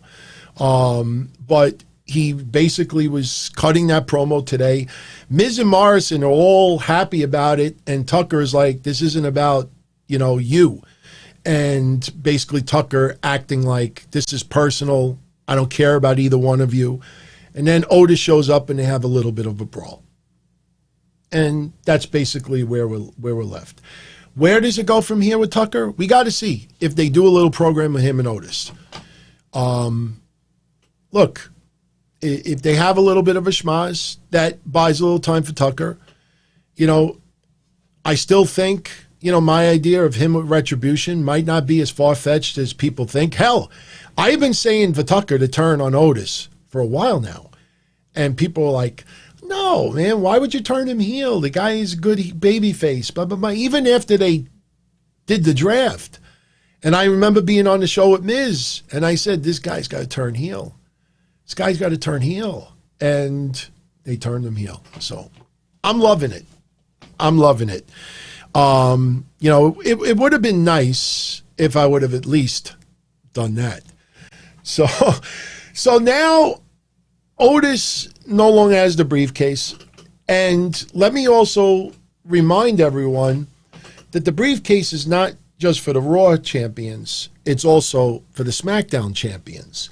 Now, interesting enough, I don't see Miz cashing in against Roman Reigns. I don't see Miz cashing in on Randy Orton. So I think we get this extended storyline. You got Miz and Mrs. coming back for another season in November. So I think this briefcase is going to be milked in a storyline for a little while. I don't see Miz cashing in that briefcase anytime soon. I know what some of you are going to say. You know, maybe he cashes in for a tag team championship. Maybe, because remember, Otis, I think at one point said, or addressed that. I don't know, you know, if he said he would. I can't remember what the answer was, but maybe Miz cashes in for a different title. I don't think that would make sense when the Miz was heavyweight champion before. But, hell, maybe that ends up with a storyline with him and Morrison and the briefcase. I'm not saying that they split right now, but maybe we have some comedic segments where Morrison is trying to get Miz to cash in for a tag title shot. And who knows? Maybe Miz and Morrison take on New Day and lose. Not as far-fetched as you think. So, we'll see. We will see. But Otis lost the girl, lost his tag partner, lost the briefcase. We'll see where the storyline goes from here. So, very quickly, shout out to Puffy89. Wouldn't happen, but since NXT title might be vacant, Miz goes to Regal and gets handed the title. I tell you, man, anybody that follows my Wednesday show, and even Friday when I do the quarter-hour rating breakdowns, you know what I have talked about with NXT's problems right now. And, you know, the funny thing is I don't think people out there who bitch and complain about every little fart, about everything that they see, you know, if wrestling sucks that much, why tweet about it? Why post on Facebook about it? Yeah, obviously, I mean, there's 1,000 promotions out there. The ones that give you the biggest tweet fucks in return, you don't like that product. So I think WWE should ignore that noise. And hell, you know, if they wanted to put Miz on NXT, it would be very interesting. I'm sure a lot of people would complain, but they complain anyway. But honestly, my opinion, I would not put Miz on NXT. It would be funny, but Morrison and Miz are better together than separate. And I don't see Morrison going to NXT as well, although I think some of you out there would say, you know, that's a pretty damn good idea, Morrison being in NXT. Actually, the more I think about it, I think that would be awesome. But the thing also is, Miz and Morrison is a tag team, even though they have jobbed out quite a bit. You know, they're still a decent tag team. And the Raw tag team division is not as solid as you think it is. And I'm sure that we're going to see a ton of Miz and Morrison versus New Day matches in the near future. More and more I think about it, more and more I say to myself, you know what? Would not surprise me if Miz cashes in that briefcase for him and Morrison to go for the tag titles, and then they lose. And then maybe this teases a little dissension between Morrison and Miz. I think that is possible. But, you know, only time will tell. So we'll see. We'll see. So with that said, we go to the next match. And we've talked about this a little bit already. Sasha Banks defeating Bayley, ending her streak, I think it's 380 days, if I'm correct, to become the SmackDown Women's Champion. I like this match very much. As I said earlier, lots of Singapore canes used, chairs, very creative spots. I'll be honest with you, Sasha Banks has been in now, 3 Hell in the Cells? I think 3, maybe 4, but regardless, tonight by far was my favorite women's Hell in a Cell match to date. Easily my favorite. Now, for everyone out there that says that Sasha Banks gets a bad break whenever she's champion, because everybody always brings up that she never, retains it on pay-per-views and stuff like that. Again, these are the same bitter bitches that whine about certain people opening up pay-per-views. One thing you can't take away from Sasha Banks, and that is her dominance in Hell in a Cell matches. Give it a couple of years, and that will be part of Sasha Banks' shtick, that she is the queen of Hell in a Cell. I know that sounds kind of goofy right now, but I see that brewing. I see that building. And they did nothing tonight to take away from that. This match, I tell you, okay, Jeremy checked it. She's been in 3. This was by far the best one. This match told a similar story. You know, look, again, all 3 Hell in a Cell matches were about revenge, but each one had a different personality to themselves. Roman, was more about, power, conceitedness. It was family, that whole aspect of it. Drew McIntyre and Randy Orton was an ongoing bitter feud that was coming to some sort of a conclusion. And Sasha and Bayley were personal. Best friends, tag team champions, 4 horsewomen, very, very close. And that was, Roman Reigns and Jey Uso was personal as well. But Bayley and Sasha was a different dynamic. And it was very, very physical. Very physical. Yeah, okay, Sam. Yeah, you're right. Second women's match. I'm putting Elimination Chamber. That's what I was thinking. That's why I was putting it together. But look, this told a fabulous story. We had Sasha Banks, hitting a lot of her signature moves. If I took a shot every time we saw a Meteorist move, that was pretty damn good. The only thing I didn't like about the match, if you want me to nitpick a little bit, was just one thing. Bayley having that uber obsession with that one chair that Sasha knocked out of her hands. We had a whole bunch of chairs during the match. So I don't know what it was about that one chair that, I understand, and she spray painted the X and everything else, but, her making that, big ass stink, that hissy fit about that chair when there's all these other chairs, I thought that was kind of but the match was fabulous. Very, very back and forth. There were points in the match where I was convinced Bayley was retaining. Then there were other points in the match. I'm like, holy shit, Sasha may actually pull this one off. A lot of you agreed with the idea that, maybe Sasha chasing for the title may be the more ideal storyline to continue for a few more weeks.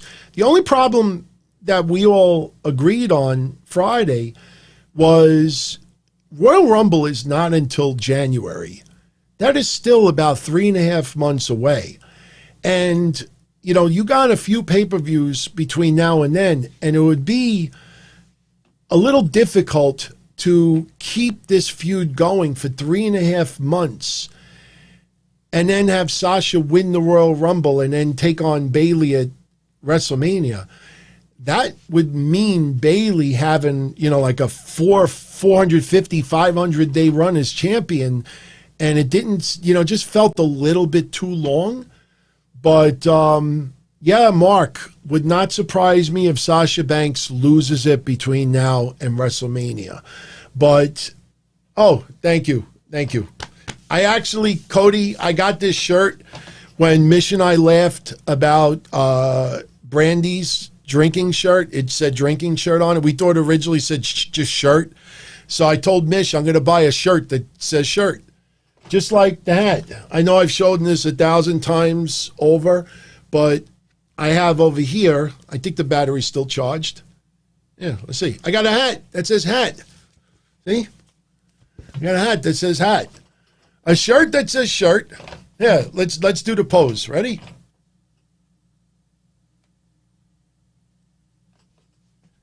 A hat that says hat and a shirt that says shirt. Mish is currently doing his Wrestling Soup pay-per-view recap. We've already discussed that as long as he's doing a recap with Joey Numbers, they do their separate recap. But whenever Joey Numbers is not available for any particular reason, then Mish and I will probably do them ourselves together. So Mish will be with me tomorrow night. And Dodgers won 4-2. So my prediction of the Dodgers winning it all still sticks. I made that prediction back in March, even though, I didn't think they would be facing the Rays, to be honest with you.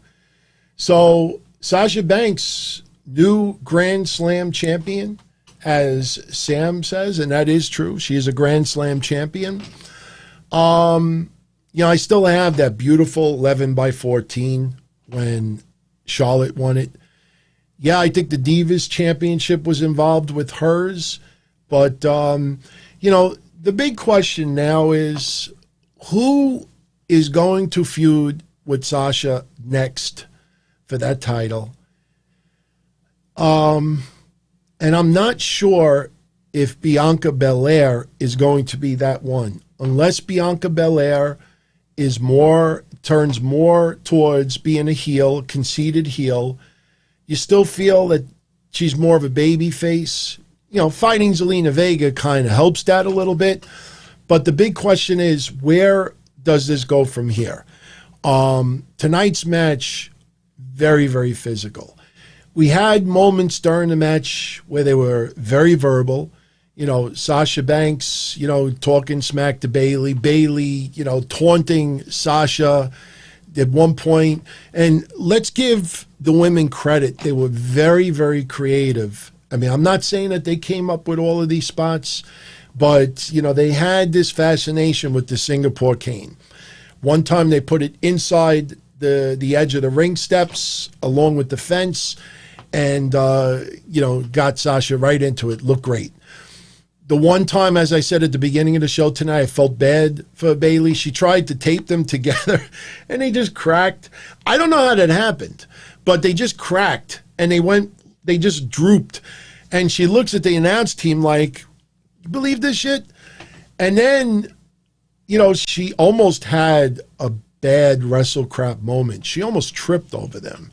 That's why I tweeted, for those getting this late tonight that didn't understand why I tweeted when I wrote, I am the kendo stick.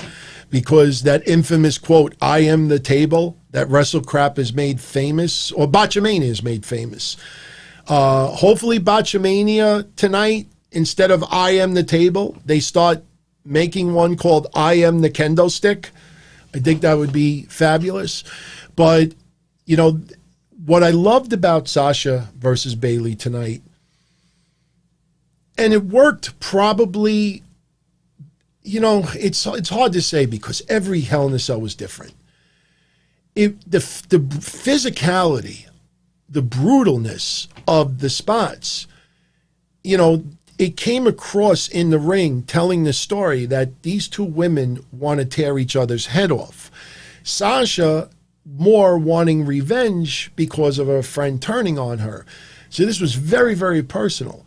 The Roman Reigns and Jey Uso, it was very personal, but it was more about Roman Reigns, having, he's so conceited and he's got such an ego and he thinks that he is the tribal chief of the WWE. You understand what I'm saying? Like, it was more of a character storyline. Like, I'm the tribal chief. Put roses over me. There's it. But the Sasha Banks and Bayley, it just felt more like two former best friends just trying to beat the shit out of each other. And it was very, very physical tonight. I love the end where Sasha Banks once again utilizes the chair and with the bank statement, and Bayley. I don't know if this is going to lead to some confusion on Friday night, but remember what I said at the beginning of the show. If you go back and you watch it, it does look like Bayley tapped. But it looked also like her hands were flailing like this. And, it wouldn't surprise me. Not saying it's going to happen, but it would not surprise me if WWE tries to do something where Bayley in storyline replays it and says, I never tapped out. I wasn't tapping out. Do something like this. And, yeah, I agree. She definitely tapped.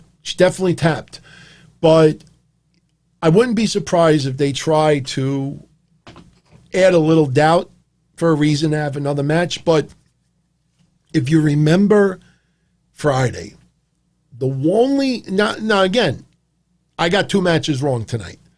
So officially, I am 46-4 in the last 50 matches. 46. I was 41-2.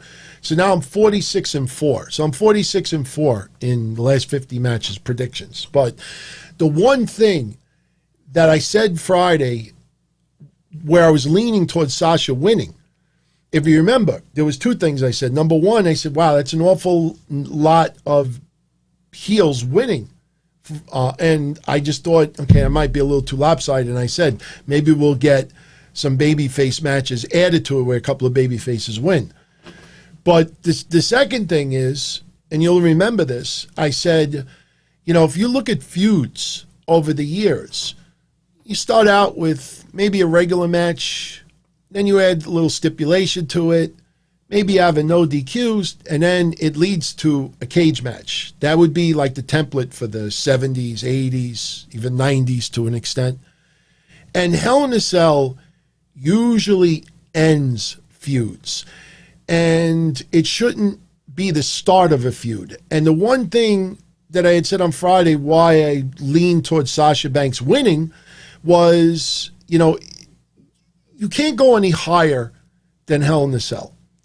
Like, it would be stupid to have this feud be in Hell in a Cell and then the next match they have is, a lesser stipulation to it. I don't think you get any more brutal in Hell in a Cell. But in the end, I, just like a lot of you out there, thought Sasha Banks chasing this title for a few more months might be the better way to go. Because a lot of people still are not into Sasha Banks' babyface, even though she really hasn't changed anything about her. She is just focused on revenge with Bayley. So we got to see where this goes from here. I don't know if they pull the trigger and get Bianca Belair involved with this right away. But the only thing I don't want to see on SmackDown, where the usual, like, one person will come out, maybe Bayley, and then another woman's music hits, then another one music hits, then another woman's music hits, and then we got 4 or 5 women in the same ring, and either they have a 4 or 5-way for, I hate those. You get it almost every month. I mean, you got to tag teams. We had it even Friday with Kevin Owens and Daniel Bryan. They're cutting their promo. Then you got Cesaro and Nakamura. And then you got Ziggler and you got Bobby Roode. And you got dun, dun, dun, dun, dun, dun, dun, dun, dun, dun. And I'm doing a horrible Street Profits thing. And I'm like, oh. Even though the match was good. But I'm like, come on, man. Be a little bit more creative than that. So, yeah, I don't know where they go from here with this. Obviously, they're not selling any major injury to Bayley. So, who knows? Maybe we do get a rematch. Maybe somebody makes a return. But just don't give me 5 women's entrance themes hitting within 4 minutes of each other. And then we got 4 or 5 women in the ring arguing who's going to be the next opponent for Sasha Banks. I'm not feeling that yet. So, backstage, earlier in the night, Retribution. I don't need to repeat it, but very, very dumb. Giving MVP the power to choose whatever member of Retribution they want to face, and MVP could choose who they're going to face. And I just hated the whole thing because it was stupid for Retribution to give up their power in the first place. Then you have MVP in the Hurt Business, and they're all trying to figure out who to face. And I think it was Shelton Benjamin that said, the guy with the funny mask. And honestly, if you want to do a comedy segment, what I would have done is I would have had MVP go to Shelton Benjamin and say, which one? And then they all look at each other and they go, ha, ha, ha. When Shelton Benjamin said, the guy with the funny mask. And then MVP says, which one? And they look at each other and they just start laughing as like a shot towards every member of Retribution. But as soon as they said funny mask, unfortunately, we all said, Shane Thorne, Slapjack. So not only is the whole segment throughout the night stupid, but then Lashley is like, I'll even put my United States title. Now, the Hurt Business is supposed to be very intelligent people. Why would you put yourself in a position where you could lose the title to Retribution? It was just dumb. I mean, in the end, Lashley beat Slapjack, and the match was only about 4 minutes long. But everything about it was why this storyline is terrible. It's just terrible. I mean, somebody... it reminds me of the scene in Goodfellas where Robert De Niro is going to kill Maury. They're going to kill Maury. They're going to murder this son of a bitch. And then they're all playing poker and they're laughing, and Robert De Niro's like, not tonight. Not tonight. Yes, I do a lot of Goodfellas references, but only because a lot of you seem to have watched that movie, and there's not many movies that 90% of you have watched over the years. But, it almost feels like, like somebody in the back was just like, you know what? Not tonight. Not tonight. Like suddenly they had a total change of heart on Retribution. This storyline, I'm not feeling it. And I don't care how many times Ali tweets on social media or T-Bar tweet. And it's funny, you see what I'm saying? Retribution does the Antifa thing. Remember the reveal? Remember when they cut the first promo and everybody was making fun of their names? T-Bar, T-Ballsack, this, and that. And the minute T-Bar started throwing insults to other people on social media, those same goofs that made fun of him the week before all of a sudden love this guy because they want to get behind and live vicariously through a badass heel. Sure, T-Bar is not on the level of Roman Reigns, but you see that category. Wise ass, badass, stand up for themselves. Oh, I could get behind that. Oh, I could get behind that. But the whole match tonight did not like it at all. Did not like it at all. Neil Ray is asking, hopes we could get a group of people from the chat having a barbecue. Yeah, man, seriously. Lucky 13 obviously was March of last year. The big event was, I believe, March of this year. And I met a bunch of you at big event. It was cool. We all hung out, got to meet a whole bunch of people, got to see, a lot of you out there.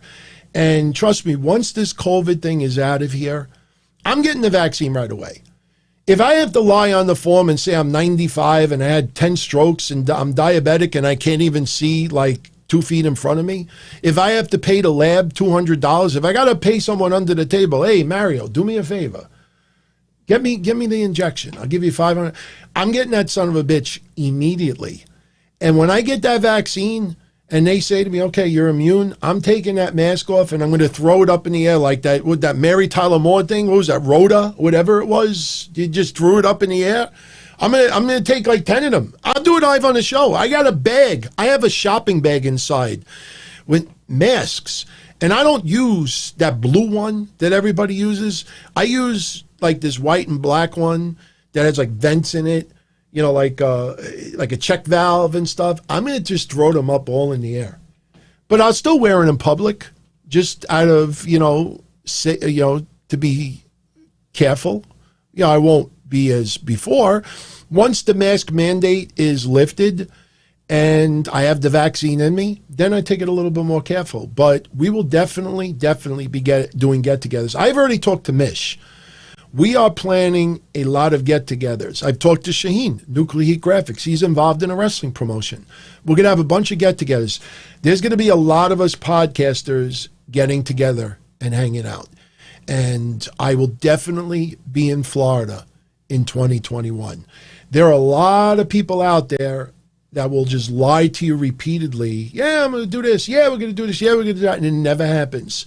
And the only reason, you realize after a while, the only reason why people do that is they want to be included in on the conversation. But believe me when I tell you, from Shaheen, Jason Solomons already hangs out with a lot of you, JD and others, but we will definitely be having a bunch of get-togethers in 2021. Seriously. We better hope that COVID-20 doesn't come out and we're right back to where we were before. But I am getting that vaccine. Look, if the doctor says to me, it's either your mom gets it or I get it, of course I'm going to let my mom get the vaccine. But if they say to me, look, it's either, Mrs. Smith from 3 blocks away from your house that needs it or you, unless I care about Mrs. Smith, I'm going to be like, she could wear a mask for an extra week or two. So I'm getting that son of a bitch right away. I trust the scientists. I don't care if Biden's president, Trump's president, The Rock, Oprah, me, Kermit the Frog. I don't care who's president. I trust the scientists. If they say it works, it works. I get a flu shot every year, and I usually don't get the flu. So, but we will definitely be getting get-together. Absolutely. And it's not just going to be in New York. It will be in Florida, and we'll see where else. My God, I've already talked to a few people about going to an AEW Dynamite within like the next month or two. I could hop on a plane, get a hotel room, because right now nobody wants to rent for the most part. I could get a flight, hotel room, get back here the next day or two and spend maybe $200. That's something we've talked about. But the only reason why I haven't done it yet, other than work getting in the way, is I don't want to sit in section 282. You know what I mean? Like, I want to wait until things are more, organized and the vaccine is here and, it's not, that's when I really want to do it. I don't want to go all the way to Florida and sit in section 400, I mean, the only thing I would do is I would definitely eat some serious, spicy food the night before, and hopefully during maybe like a Colt Cabana match or something, or 10 is in action and there's like a point where they're doing like a headlock and there's no noise. Since there's so few fans, I want to just bend over and just go but really fart. I want someone to say, did anybody catch during blah blah blah's match? Somebody farted. I want to fart as loud as I could. Yeah, Mohegan Sun, Mohegan Sun is definitely a possibility. I mean, I've actually met 3 people at Mohegan Sun already. Some do live in the Connecticut area. Problem is right now, things are still very shaky. And I've already explained, the last time I went with her, she's very nervous about being around other people.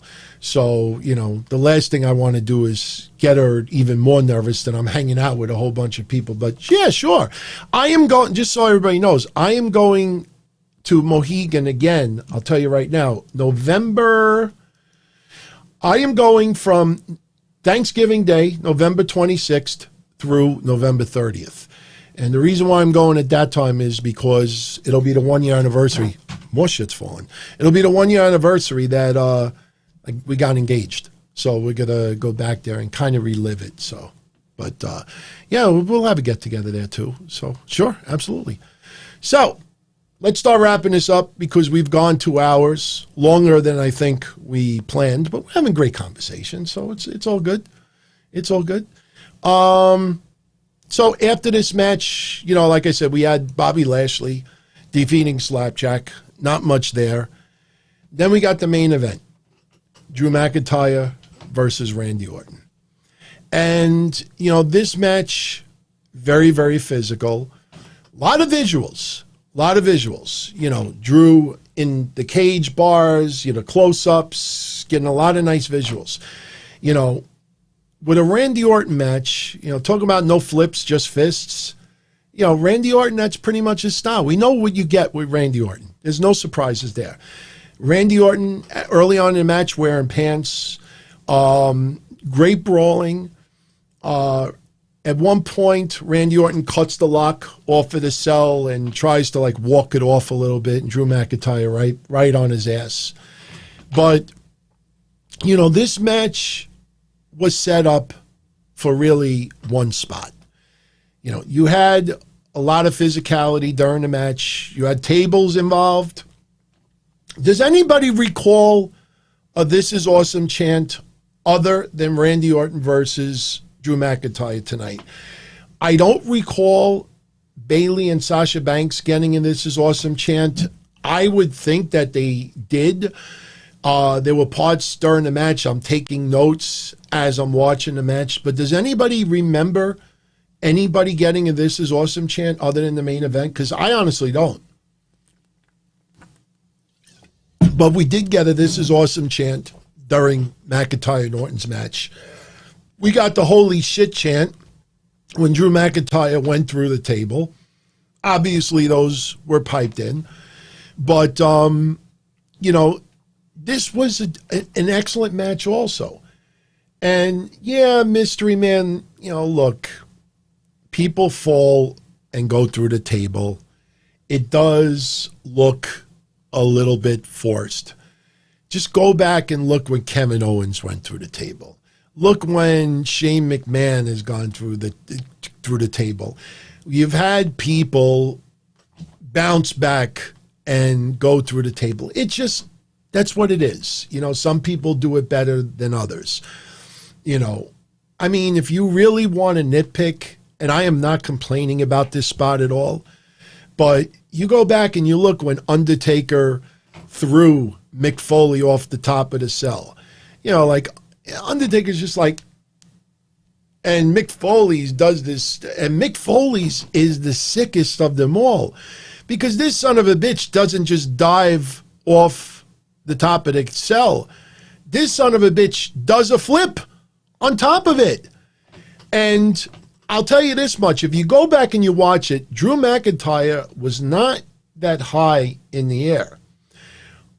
In fact, I caught it purposely that it was, I'm trying to remember who it was. One of the announcers said that Drew McIntyre was 10 feet in the air. He said above 10 feet. Now, let's not shortchange Drew McIntyre. Drew McIntyre was more 15 to 20 feet in the air. But when they said 10, I'm like, man, you're really shortchanging. I mean, the funny thing about it is, I remember when Jimmy Snuka used to, and this is funny, maybe you've never realized this, but you go back and you watch it, you see what I'm talking about. Jimmy Snuka would jump off the top rope. Regular match, jump off the top rope. And they would say that he was, you know, 10, 12 feet in the air. And yes, when you jump off, you get a little bit of a leap, you know, so you kind of like arch, you go like this downwards. But when you realize the top turnbuckle is less than 6 feet in the air, because when you hit in the turnbuckle, if you're 6 feet, then you almost got to like jump up to get hit. So the turnbuckle's like 5.5 feet above the ground. You stand on top of the turnbuckle, you're 5.5 feet plus your height. So you're only really about 12 feet in the air.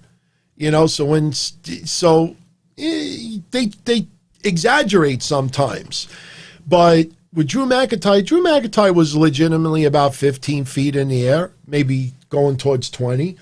But the only thing, like I said, if I were to change anything, Drew McIntyre should not have done that last successful Claymore kick. I know it was designed to make him tough as nails, that, you know, that he somehow is back in this match. And, you know, I'm sure a lot of you out there started thinking this guy may actually retain after all. And overcoming, you know, that spot would make him legendary, as they were trying to portray it. But what ends up happening is, you know, Drew goes through the table. I explained earlier everything else with the semantics of it. And Randy Orton is slowly getting Drew back to the ring, because that's the only way Randy Orton could win the title. And Drew McIntyre is bleeding from the mouth. You know, visual looks great. But he somehow gets back to the ring and hits a Claymore kick on Randy Orton. He's still struggling, but he ends up in the corner, gets to his feet, and he's looking like he's going to set up the Claymore as a finisher, and there's no blood.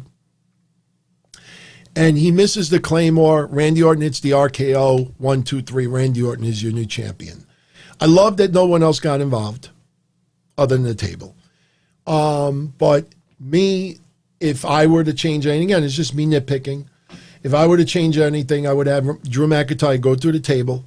I would have had him struggling to get back in the ring.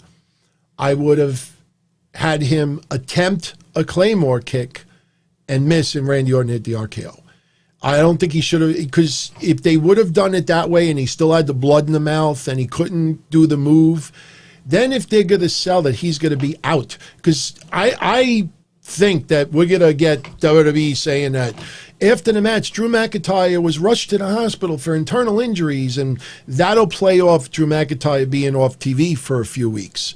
But it would have been a better visual if he still had the blood in the mouth and he couldn't have done that one Claymore kick. But the match was excellent. Absolutely excellent. And Randy Orton is now your WWE champion. A lot of you on Friday were talking about The Fiend, and the more I thought about it over the weekend, the more I like it a lot, because remember the whole storyline of Bray Wyatt getting revenge on people from the past. Sure, not every single person he's attacked had a history with him, but, you know, that infamous match that we always made fun of. Remember Randy Orton? You know, he's the Viper. And he was freaking out and getting scared about LED screens in the ring that showed bugs. You remember that god-awful WrestleMania match? It was Bray Wyatt versus Randy Orton. And they put LED screens. It was like Thunderdome for the mat. It was Thunderbugs. We had Thunderdome on the mat. Thundermat. Remember? We had Thundermat. Instead of fans signing up for Thundermat, we had bugs sign up for Thundermat. And then you got Randy Orton scared shit about looking down and seeing bugs on Thundermat. So stupid, man. So stupid. Will Randy Orton get his 17th reign? Possibly, Michael. Why not? If the time fits. Look, there's a lot of people that don't like Randy Orton. And it's weird. You got to do, if there's anybody in particular that, you know, really gets under your skin about that, if you want a good laugh, do an advanced Twitter search. They're not smart enough to delete old tweets. You'll see it. The people look worse than, well, I don't want to compare them to this, but you'll see complaint Randy Orton, complaint Randy Orton, complaint Randy Orton, complaint Randy Orton. Randy Orton cuts a decent promo, takes a knock at someone else. Randy Orton is awesome. Then 2 weeks later, complain about Randy Orton, complain about Randy Orton, complain about Randy Orton. Now Randy Orton wins the title, cuts a promo, bad at, oh, Randy Orton's cool. Then complain about Randy. Ken, good fella. What's up, man? But Prince Albert sharing a fun fact. Sasha Banks and Bayley's attire tonight with tributes to Shawn Michaels versus The Undertaker. No shit. No shit. That is cool. That is absolutely cool. You know what? Okay, I could see it now because Sasha Banks was wearing white. And yeah, okay. All right. I like that, man. I like that. No, Lone Wolf. I totally respect anyone out there that thinks Randy Orton is boring. I totally get why. I myself get very annoyed with some of his promos because sometimes he'll just give us a recap from like the last 9 weeks, you know, or he'll be in the ring 10 minutes and he'll walk very, very slowly and tell us, but that's what he does. That's what WWE wants him to do, and that's his style. You know, you either like it or you don't with him. It's very hard to be in the middle with Randy Orton. But one thing is for certain. You know, I remember when he was doing his stuff with Edge, everybody enjoyed it. When Randy Orton was doing some other stuff on Raw in the early months of COVID, I remember a lot of people, and I even think yours truly might have said it also, Randy Orton was one of the MVPs of Raw at that time. Raw with Orton was coming out there, you know, just putting on decent matches, cutting promos, and Randy Orton had the most consistency. Sure, he wasn't fed goofy storylines, but a lot of people were praising the hell out of Randy Orton. So, you know, I have no problem with Randy Orton being the champion right now, but I think I could picture Firefly Funhouse, picture of Randy Orton in the background. Makes perfect sense. And, you know, we'll see where that goes. But, you know, you got to remember, WWE put that Retribution dynamic in with The Fiend last week and Alexa Bliss. So I don't know where that leads. You know, it'd be interesting. Wouldn't it be something if they kicked Ali out of Retribution and they put Randy Orton as the leader? I'm not saying that's going to happen, but the only reason why I think about it is because Randy Orton was trying to help FTR when they were still on WWE television. Randy Orton, I remember still that segment with Andrade and Angel Garza where he's basically trying to coach them. At some point, we were thinking like Randy Orton is trying to help some of the younger stars, bring them up a little bit. And I always think of Evolution, what Evolution did for Randy Orton. And Batista, obviously, but that helped Randy Orton. Similar to what I think the Inner Circle is doing for Sammy Guevara.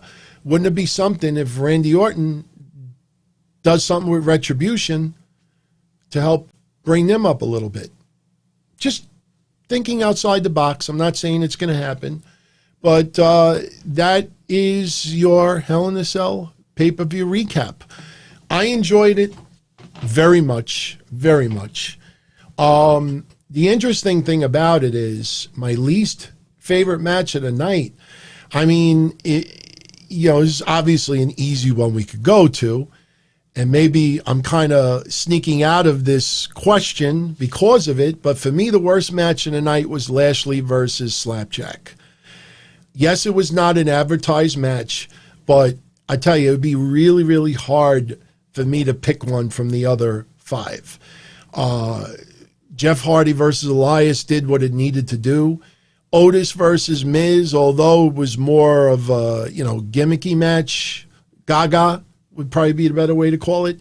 Seeing Tucker turn, finally, Mother Tucker, as I've been saying for a while, I enjoyed that tremendously. The 3 Hell in a Cell matches were excellent. So, really, if you force me, Lashley versus Slapjack, least favorite match of the night. Whole thing from beginning to end made no sense. And here's my point.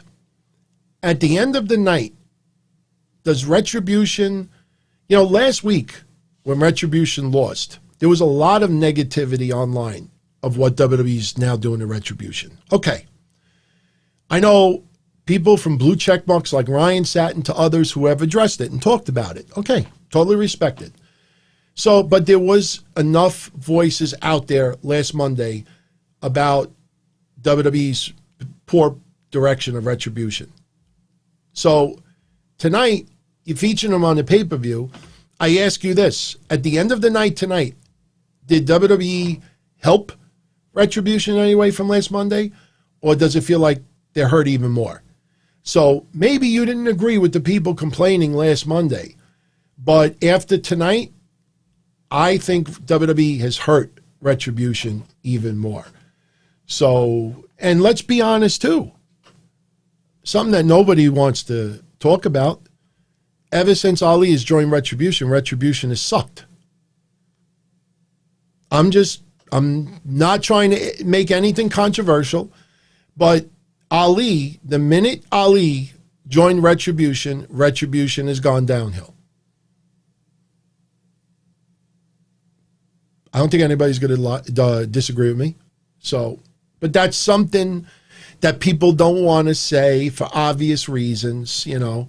But, you know, when you don't include, you know, somebody's ethnicity or race, and you're just looking straight up creatively like I do, you know, that's why I don't have any problem saying it. It has nothing to do with him being who he is or, you know, it's just he is the victim of circumstance. WWE took Retribution in a whole different direction, and ever since he became the leader, Retribution has gone down quite a few notches. So where do you go from here? Maybe a new leader is on the horizon.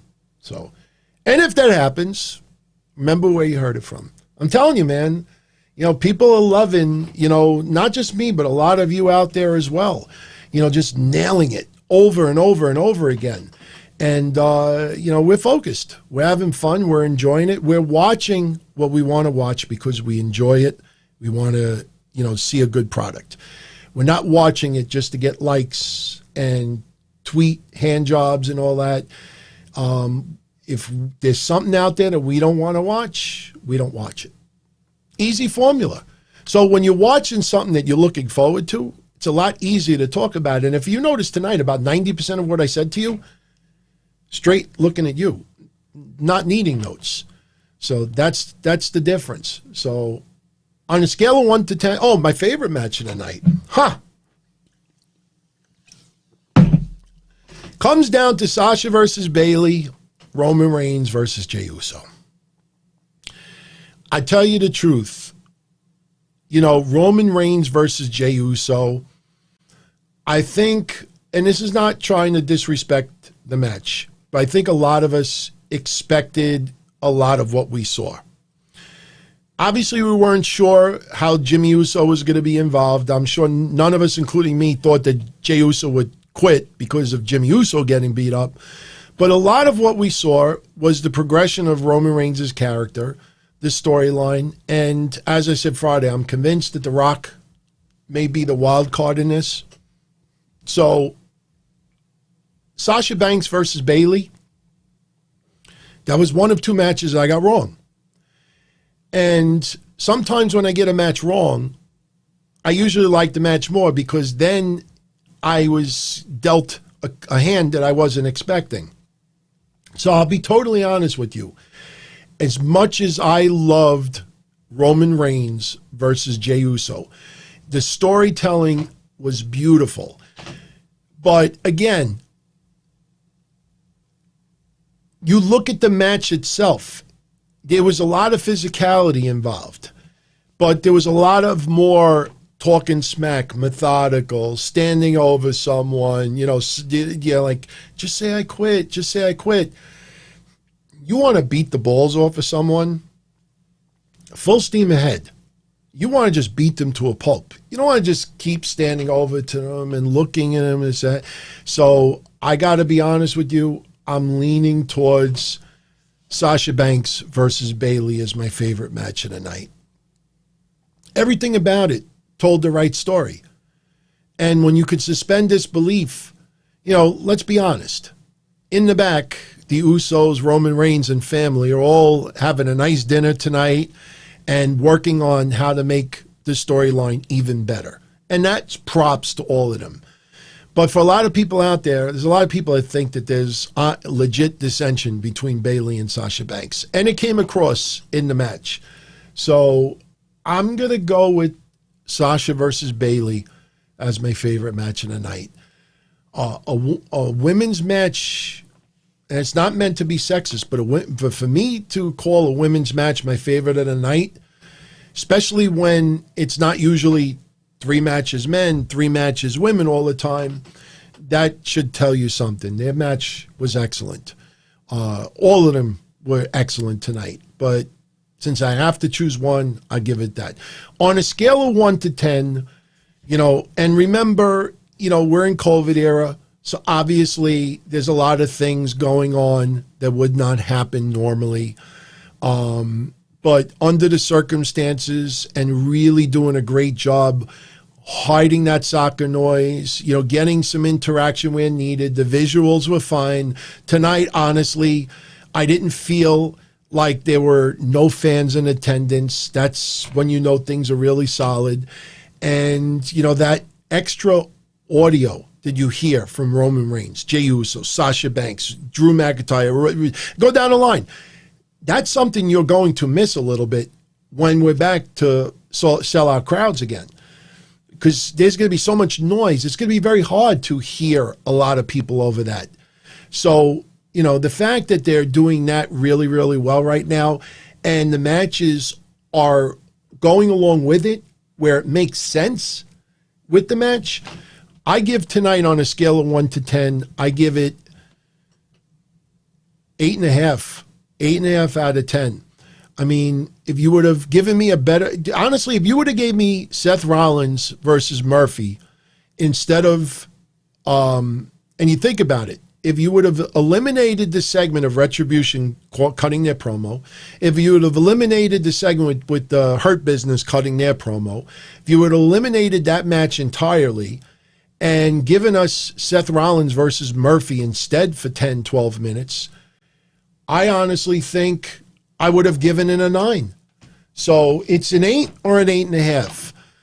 Because the 3 top matches, and you don't normally get 3 matches that are excellent.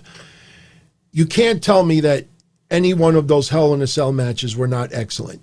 So because of that, I'll give it an 8.5. I think it's definitely worthy of it.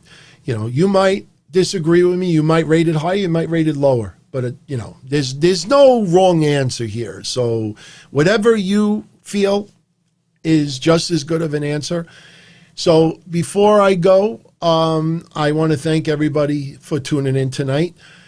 In the comments section, please share your feedback, your favorite match of the night, least favorite match of the night. What do you give it on a scale of 1 to 10? If you disagree with anything that I said tonight, let me know where I'm wrong. I'm always reading everybody's comments. And if you enjoyed the show, I'd appreciate it if you gave it a like, a thumbs up. And again, it's not like Twitter, because once in a while I'll get somebody saying to me, oh, you make fun of people on Twitter, they're just trying to get likes, but you do it on YouTube.